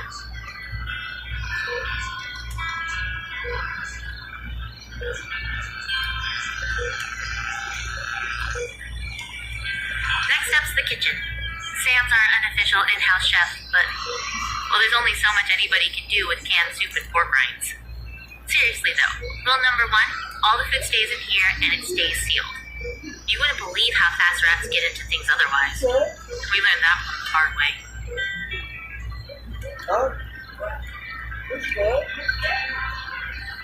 Sleeping quarters? Hope you don't mind sharing. We're pretty tight on space here. Alan's been saying we should move to someplace bigger, but my dad's a carpenter, and he says we could build like a dorm room or something to get more space. How many people do you have here? I think you've met just about everybody, except maybe my brother and my dad. They're out scouting for supplies, I think. I haven't heard from them in a while. Stacy's, how do you feel? Like somebody took a weed whack at my fucking neck. We may have something here for the day. We're concerned about this fever. Could be a sign of infection. We'll need to get Dr. Hansen out of here. I'll see if I can get him on the radio. Thanks, I appreciate the hospitality. Do not forget to entertain strangers, for by so doing, some have unwittingly entertained angels. How about that? That might be an angel. You should want to say this in front of your friend. Fever is a bad sign, especially after a bite. Pastor Will's going to try and get Doc Hansen to come down and take a look at him, but if he doesn't get some antibiotics, he's probably not going to make it. If it comes to that, I promise Alan will take care of him. Bullet to the brain before he turns. It's for the best. Jesus, Lily, he's not a rabid dog. Don't you get it? More of us didn't make it than did. We can't be soft-hearted about this. Not anymore. We need medicine here anyway. You can't be sick. You understand? No one can be sick. So that's it, huh? Nice to meet you. Would you prefer to be shot in the face or kicked out on your asses? No, it's... Okay, look. We're barely hanging on here as it is. Medicine was some of the first stuff to run out. You don't have any to spare for your friend. I'm sorry. That's just the way it is. What if I find some more? Will that help pay our rent? Yeah. Okay, sure. If you can find a place to get more medicine, I'll make sure your friend has a place to stay. His name is Ed. I know. If you need to resupply before you head out, check the locker. Nobody minds for getting shit done. I figured it out. Don't take shit down. All of my suspicions were true. It's the government. It's always been the government. He's crazy. You're probably thinking he's just a nutjob talking to himself. Could be. Could be not. The research I've done, what I've found, it all checks out. The greatest calamity our world has ever faced was caused by those who were meant to protect us. What started out as a little bit of population control backfired, and bam, here we are, us and the dead. But that's not all. Oh, not even close. In my findings, I kept coming across the same acronym over and over. NOAH. You all know what that means, right? It's obvious. These sons of bitches who took everything are running away like cowards. They're taking off into the sky and leaving what's left of us to rot. But you know what? It ain't going down like that. Not on my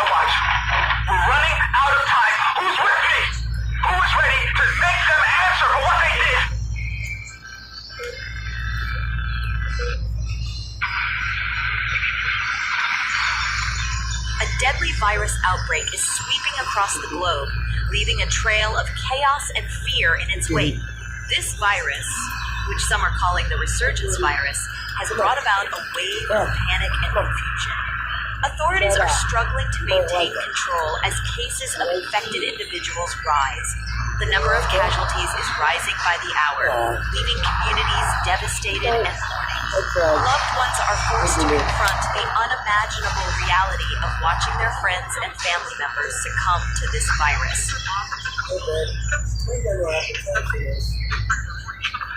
Reports are pouring in from various cities about people succumbing to the virus and then inexplicably returning to life. Dad, I've gone to the city. Please don't come for me. There's a curfew here. Just keep them safe. I'm sorry.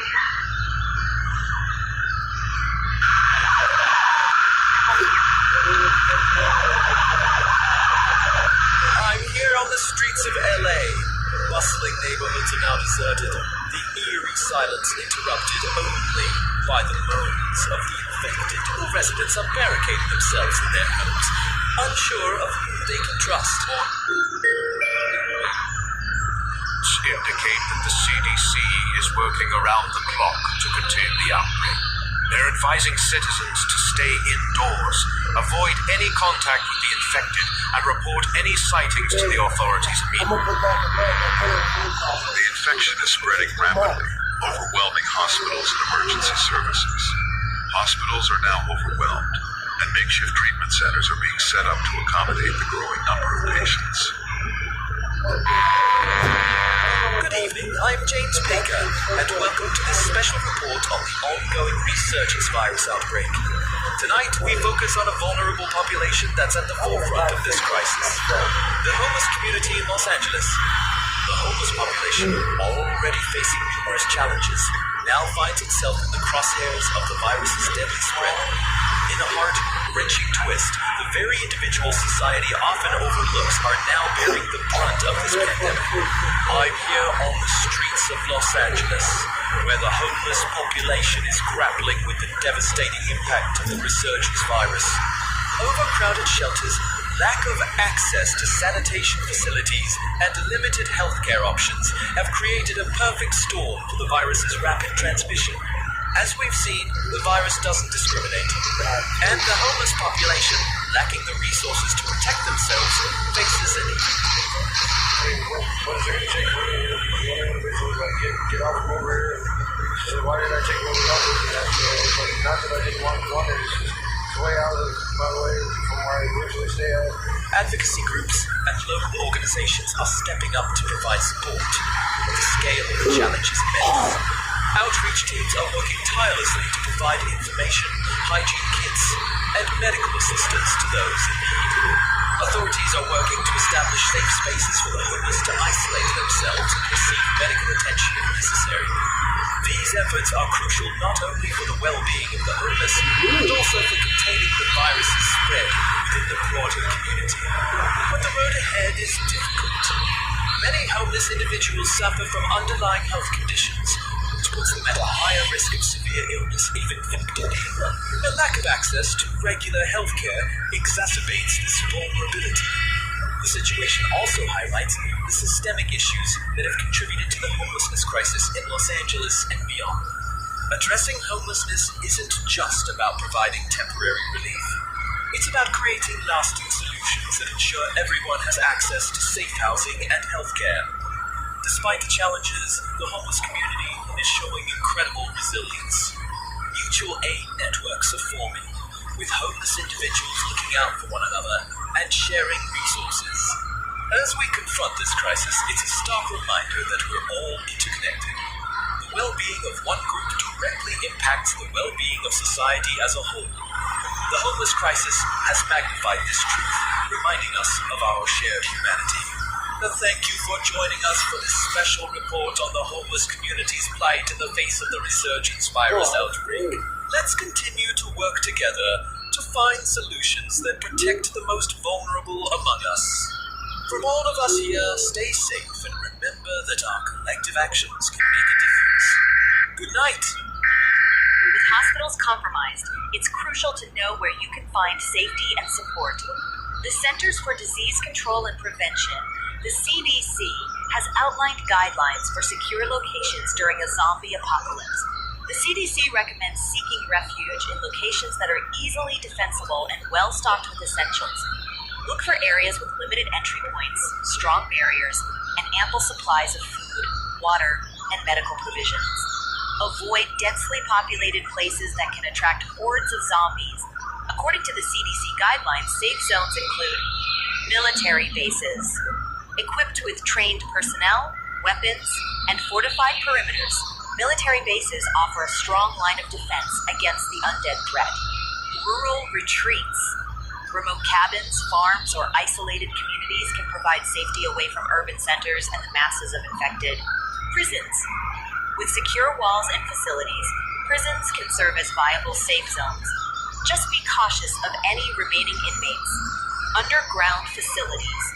Bunkers, tunnels, or underground parking structures offer protection from the relentless undead.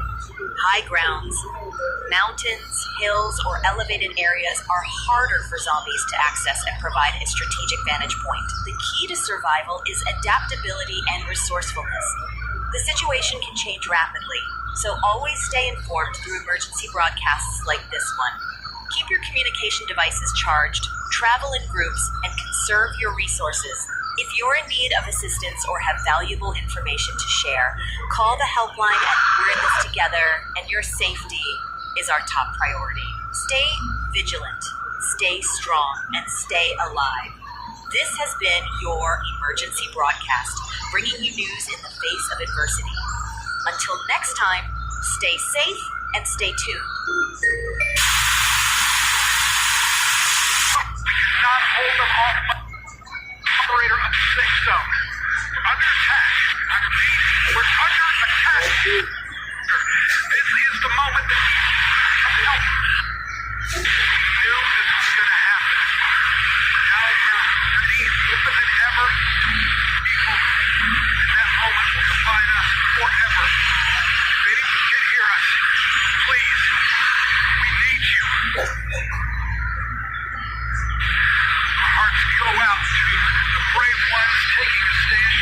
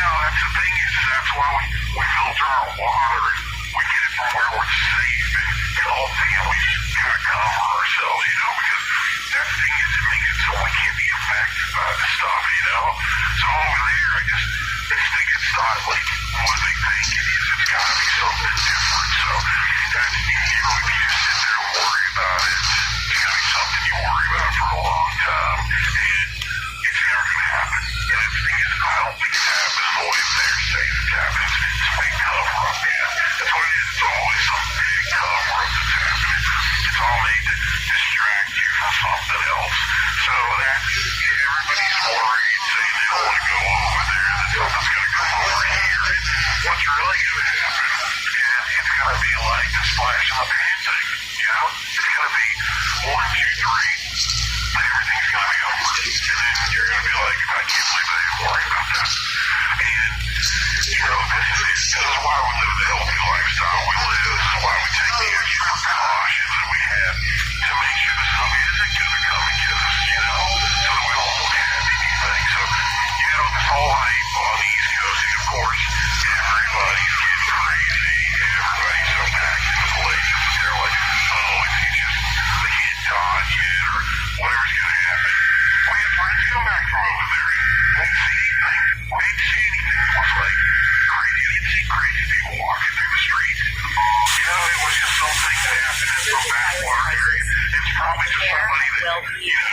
As our world grapples with unprecedented challenges, we shed light on the struggles faced by our senior citizens and the strategies in place to support them. In these times of uncertainty, our senior citizens confront a host of unique challenges. From mobility limitations to medical needs, the impact of isolation, and more, their journey through this crisis is both poignant and vital to explore. Onite, we bring you an in-depth look at the obstacles faced by our elderly and the strategies put forth to ensure their safety and well-being. The elderly face heightened vulnerability due to reduced mobility, particularly during moments of crisis.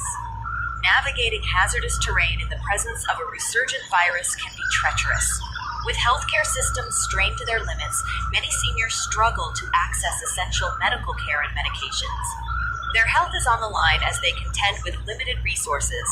As social interactions dwindle due to lockdowns and evacuation protocols, the elderly grapple with the debilitating effects of isolation, leading to feelings of loneliness and despair. Technological advancements often leave older generations disconnected from vital information channels. Accessing critical updates on safe zones and emergency procedures poses a challenge. Reading safe zones tailored to the elderly is imperative. Equipped with medical facilities and essential supplies, these zones also accommodate mobility challenges. Dedicated medical teams are stepping up to bridge the healthcare gap, providing crucial services to elderly individuals in their sheltered environments. These teams are a lifeline. Volunteers are lending a hand to the elderly, assisting with tasks such as carrying supplies, aiding mobility, and providing much-needed companionship. Blending traditional media like radio with modern methods ensures that emergency broadcasts reach every segment of the population, including the elderly. Remote counseling services and virtual support groups are vital resources combating the emotional toll of isolation and depression. As we face these daunting times, the resilience of our society is measured by our commitment to safeguarding every citizen, regardless of age. Through understanding, compassion, and action, we can stand together, ensuring the well-being and security of our elderly population. Should you have elderly family members in need or wish to extend your support, please reach out to the helpline. Let's remember that even as the resurgent virus challenges our world, our humanity and unity remain unwavering. Thank you for joining us for this special report on the genuine impact of the resurgent virus on the elderly.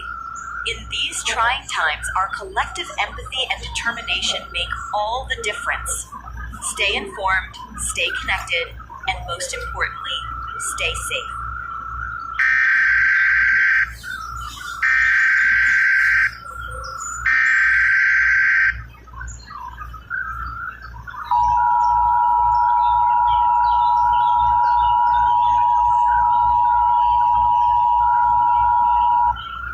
This is an emergency alert message.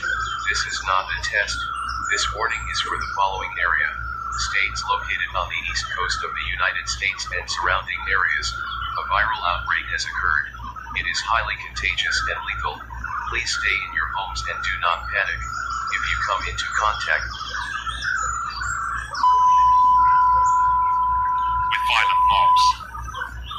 Today the military is said to have been dispatched, but we have learned that's not going to happen. They've sealed off most of London as far as the M25 motorway. But we don't know why that's happened. People are scared. People are terrified.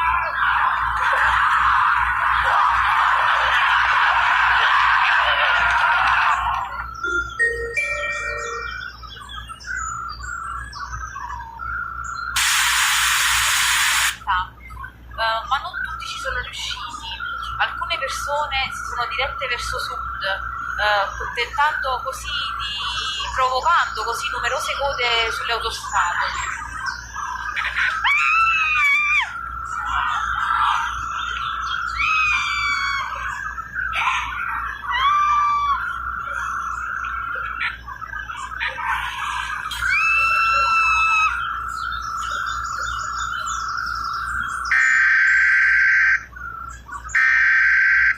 Level 1. Flu-like symptoms. initially mistaken for Ebola. Is level 2. The hemorrhage begins. Level 3. Patient secretes black radicalized from prolonged internal traction. Brain damage from blood loss. Confusion from high fever. Extreme aggression. And here's level 4. This is the interesting stage, hibernation stage, like suspended animation. Level 5. Severe brain damage. The patient becomes extremely violent and will attack and kill anything it encounters.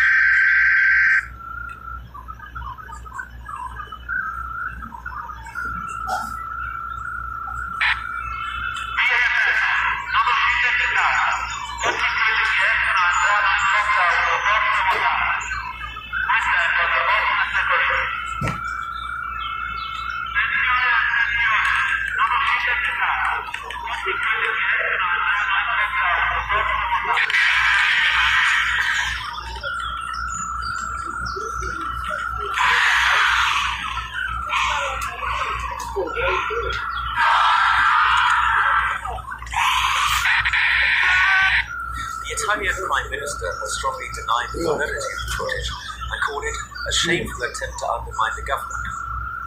Now, we'll shortly be going live to our correspondent in India, where there have been reports in the past 24 hours of a deadly disease spreading rapidly across much of the country. As yet, the cause and nature of the disease are unknown. We now go to our India correspondent live in New Delhi, where the situation is rapidly worsening. So, what is happening there on the streets, Jason? Well, yes, Richard, currently the disease is still unknown. We have reports of rapid infection followed by toxic shock. Soon after victims' hearts have stopped. However, these reports are largely unconfirmed. It also seems that mass hysteria and panic has turned into violence, causing mass riots involving literally tens of thousands of people. We've also been told that victims of the disease have become very violent and also responsible for hundreds, if not thousands, of deaths. It is also said that they attack any humans they come in contact with, even friends and family. Do they know how the disease is spread yet? No, unfortunately, we still have no solid evidence of how the disease has spread, although anything at this point will be pure speculation. Doctors, however, have been trying to examine victims in the quarantine, but this is proving to be difficult because they are not able to be sedated properly and they are very violent. Despite reports that victims have been dying within hours of contact with the virus. Do you have any idea of the current number of victims in India?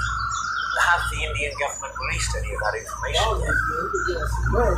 Well, yes, as you know, India has one of the biggest populations in the world, and this disease, we've actually been told this disease has spread across the Mumbai slums already, and there have been reported outbreaks in at least 5 other major cities. There's also current estimates by the government that indicate that there are 900,000 casualties in the last 24 hours. So what warnings and help are the Indian government giving the people? Well, the Indian government is urging people to stay calm and stay indoors. They've been told people not to go near any victims, only to go out in extreme emergency, and otherwise people to stay in their homes at all times. All foreign nationals have been told to return to their countries as soon as possible, and all inbound flights have been diverted away from Indian airspace. Well, I'm afraid we're going to leave it there. Thank you, Jason. Thank you, Richard. We're joined in our studio now by Alec Charles, spokesman for the Ministry of Defence. Mr. Charles, thank you for joining us. Now, do you think the military's handling of the current crisis has been sufficient? Yes, our response to the crisis has been swift. We've been working hard to bring the situation under control, and we're doing everything possible to contain the problem. I can confirm that a buffer zone has been set up around London to ensure the violence doesn't spread any further. Yes, but Mr. Charles, the government has been heavily criticised for not redeploying the troops stationed overseas here in the UK. Now, these troops account for a large percentage of our military strength. In light of the worsening situation, will this option now be reconsidered? Our forces overseas will remain exactly where they are. Our commitments haven't changed, and we've assured the international community that Britain will not be bringing her troops back home. This is a global problem, and our forces overseas are needed more than ever before. We're confident that here in Britain we can restore law and order with our existing level of troops. Well, surely, Mr. Charles, this can't be the case. Many people see the creation of this buffer zone as separating London and parts of the south of England a clear indication that the military have in fact lost control. and that millions of people are being abandoned. That is absolutely not the case. We installed martial law across the whole of the south of England. There's a 24-hour curfew in place. People have to stay at home for their own safety's sake until this problem is passed. Now, we've had unconfirmed reports that all military units and emergency service personnel currently operating south of this buffer zone have in fact been ordered to withdraw. Now, how can you possibly expect to maintain a curfew if any kind of law enforcement has been withdrawn from this area? Gangs of rioters in their thousands are swarming through the streets of London. They're destroying buildings, they're attacking people in the street. At the moment, we're in a strong position to stop the violence in its tracks. We've got the buffer zone in place. That acts as a vacuum between the rioters and the rest of the country, enabling us to control and contain the violence, which is our highest priority. It's widely thought that these riots actually began in London. Now, if this was the case, surely swift intervention by the military, working in conjunction with the emergency services, would have been enough to contain the situation to London. However, we now know that London has been cordoned off by the military and no attempt whatsoever is being made to intervene. And in fact, to restore law and order in the capital other than that already being made by London-based emergency services. Before this widespread violence reached Britain, dozens of other countries affected with similar outbreaks of lawlessness and rioting, including the United States, decided to impose a national health hazard, and they attempted to quarantine the affected areas. Having information about this in advance of any rioting breaking out in this country, we decided, because of that, to proceed with caution when approaching the problem. I'm sorry, Mr. Charles, I'm sure exactly what it is you're saying. Are you trying to say to me that we're dealing with a breakdown of law and order, or is this in fact a pandemic? We're not sure. Okay, well, I think we'll have to end it there. Thank you for your time.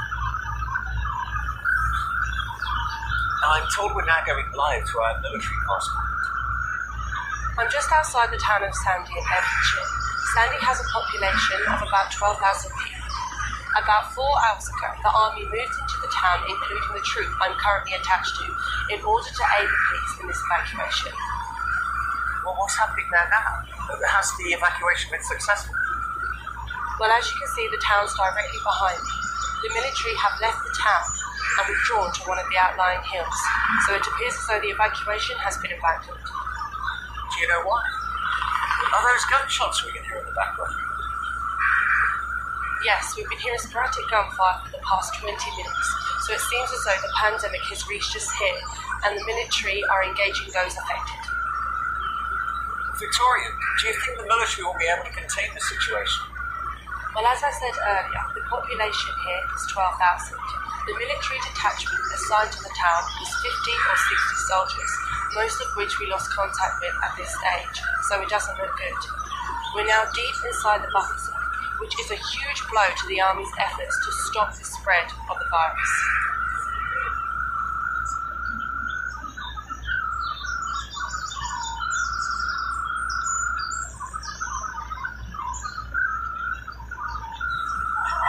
What's happening now? I think some of the soldiers have just withdrawn from the town. Let's see if we can go and have a closer look.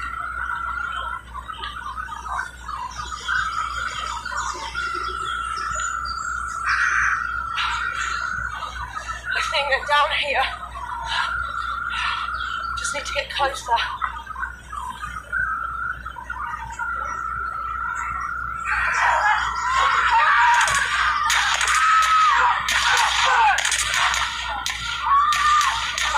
Victoria, can you hear me?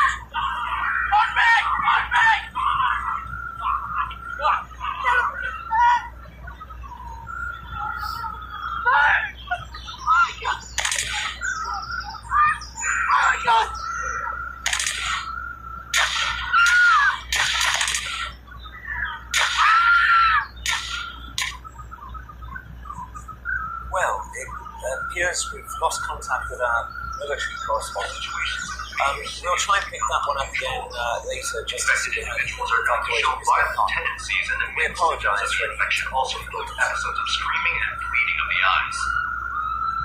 We have breaking news. There have been reports of cannibalistic behavior among the infected. I repeat, infected individuals are displaying cannibalistic tendencies. The attacks of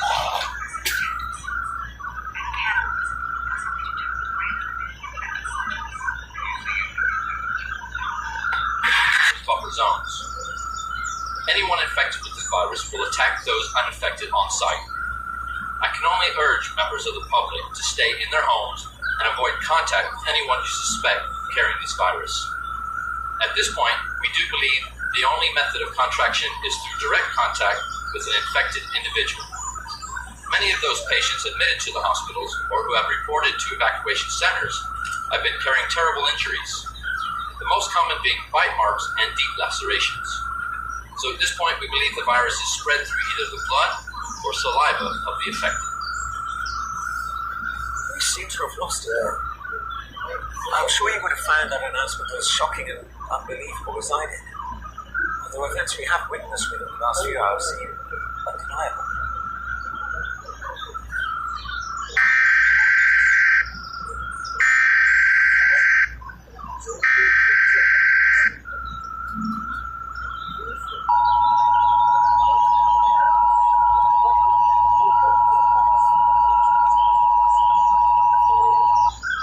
This is an emergency alert message.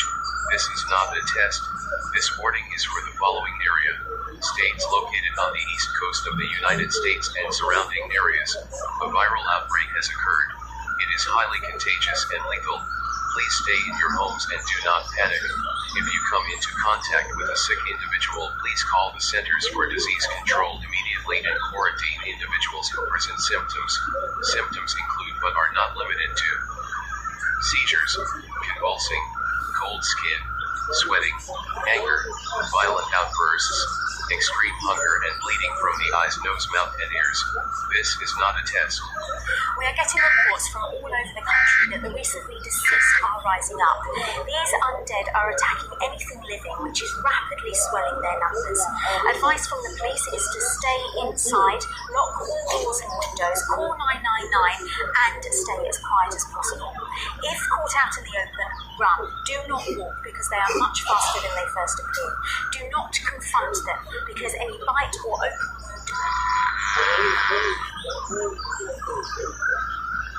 Operator of the safe zone.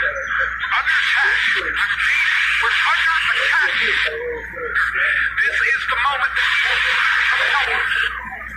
We knew this was going to happen. Now we're ready more than ever.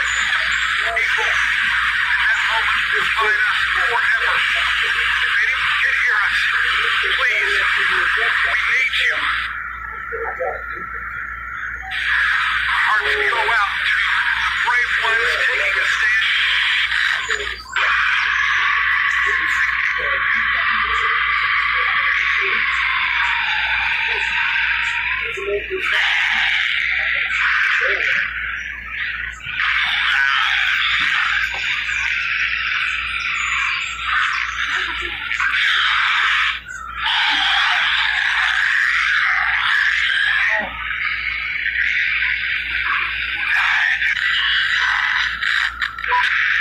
It doesn't seem like they can hear us.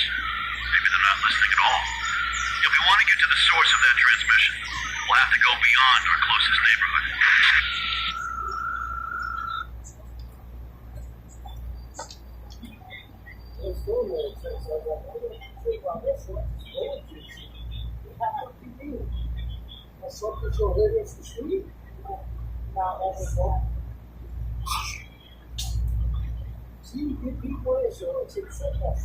I'm telling you, that is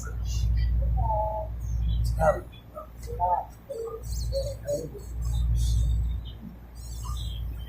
The number with the black cross, you don't know what it's like. It's not.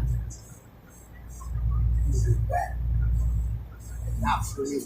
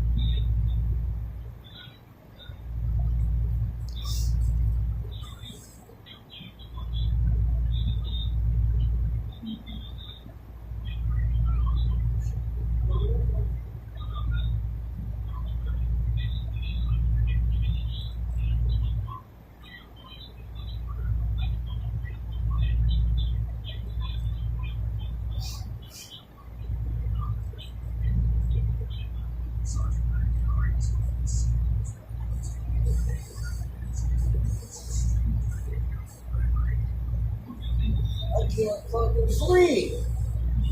I'm not tired, babe. Hey, what's up, bitch? Where you going, bro? You sleeping? Yeah, man, everybody's sleeping. Let's be late. Alright, everybody want to sleep with me. I took my husband at 8 o'clock, so. Good night, then.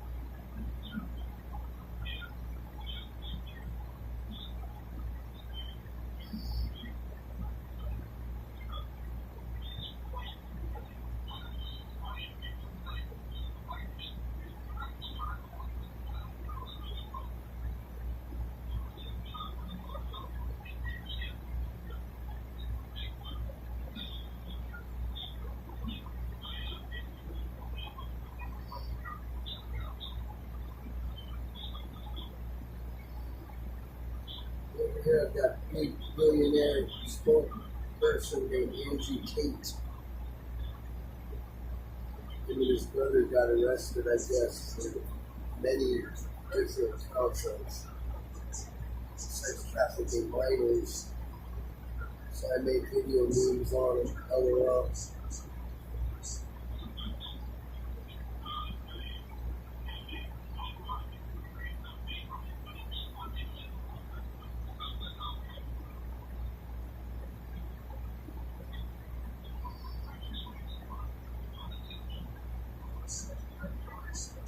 Yeah, you know anybody that wants to get those?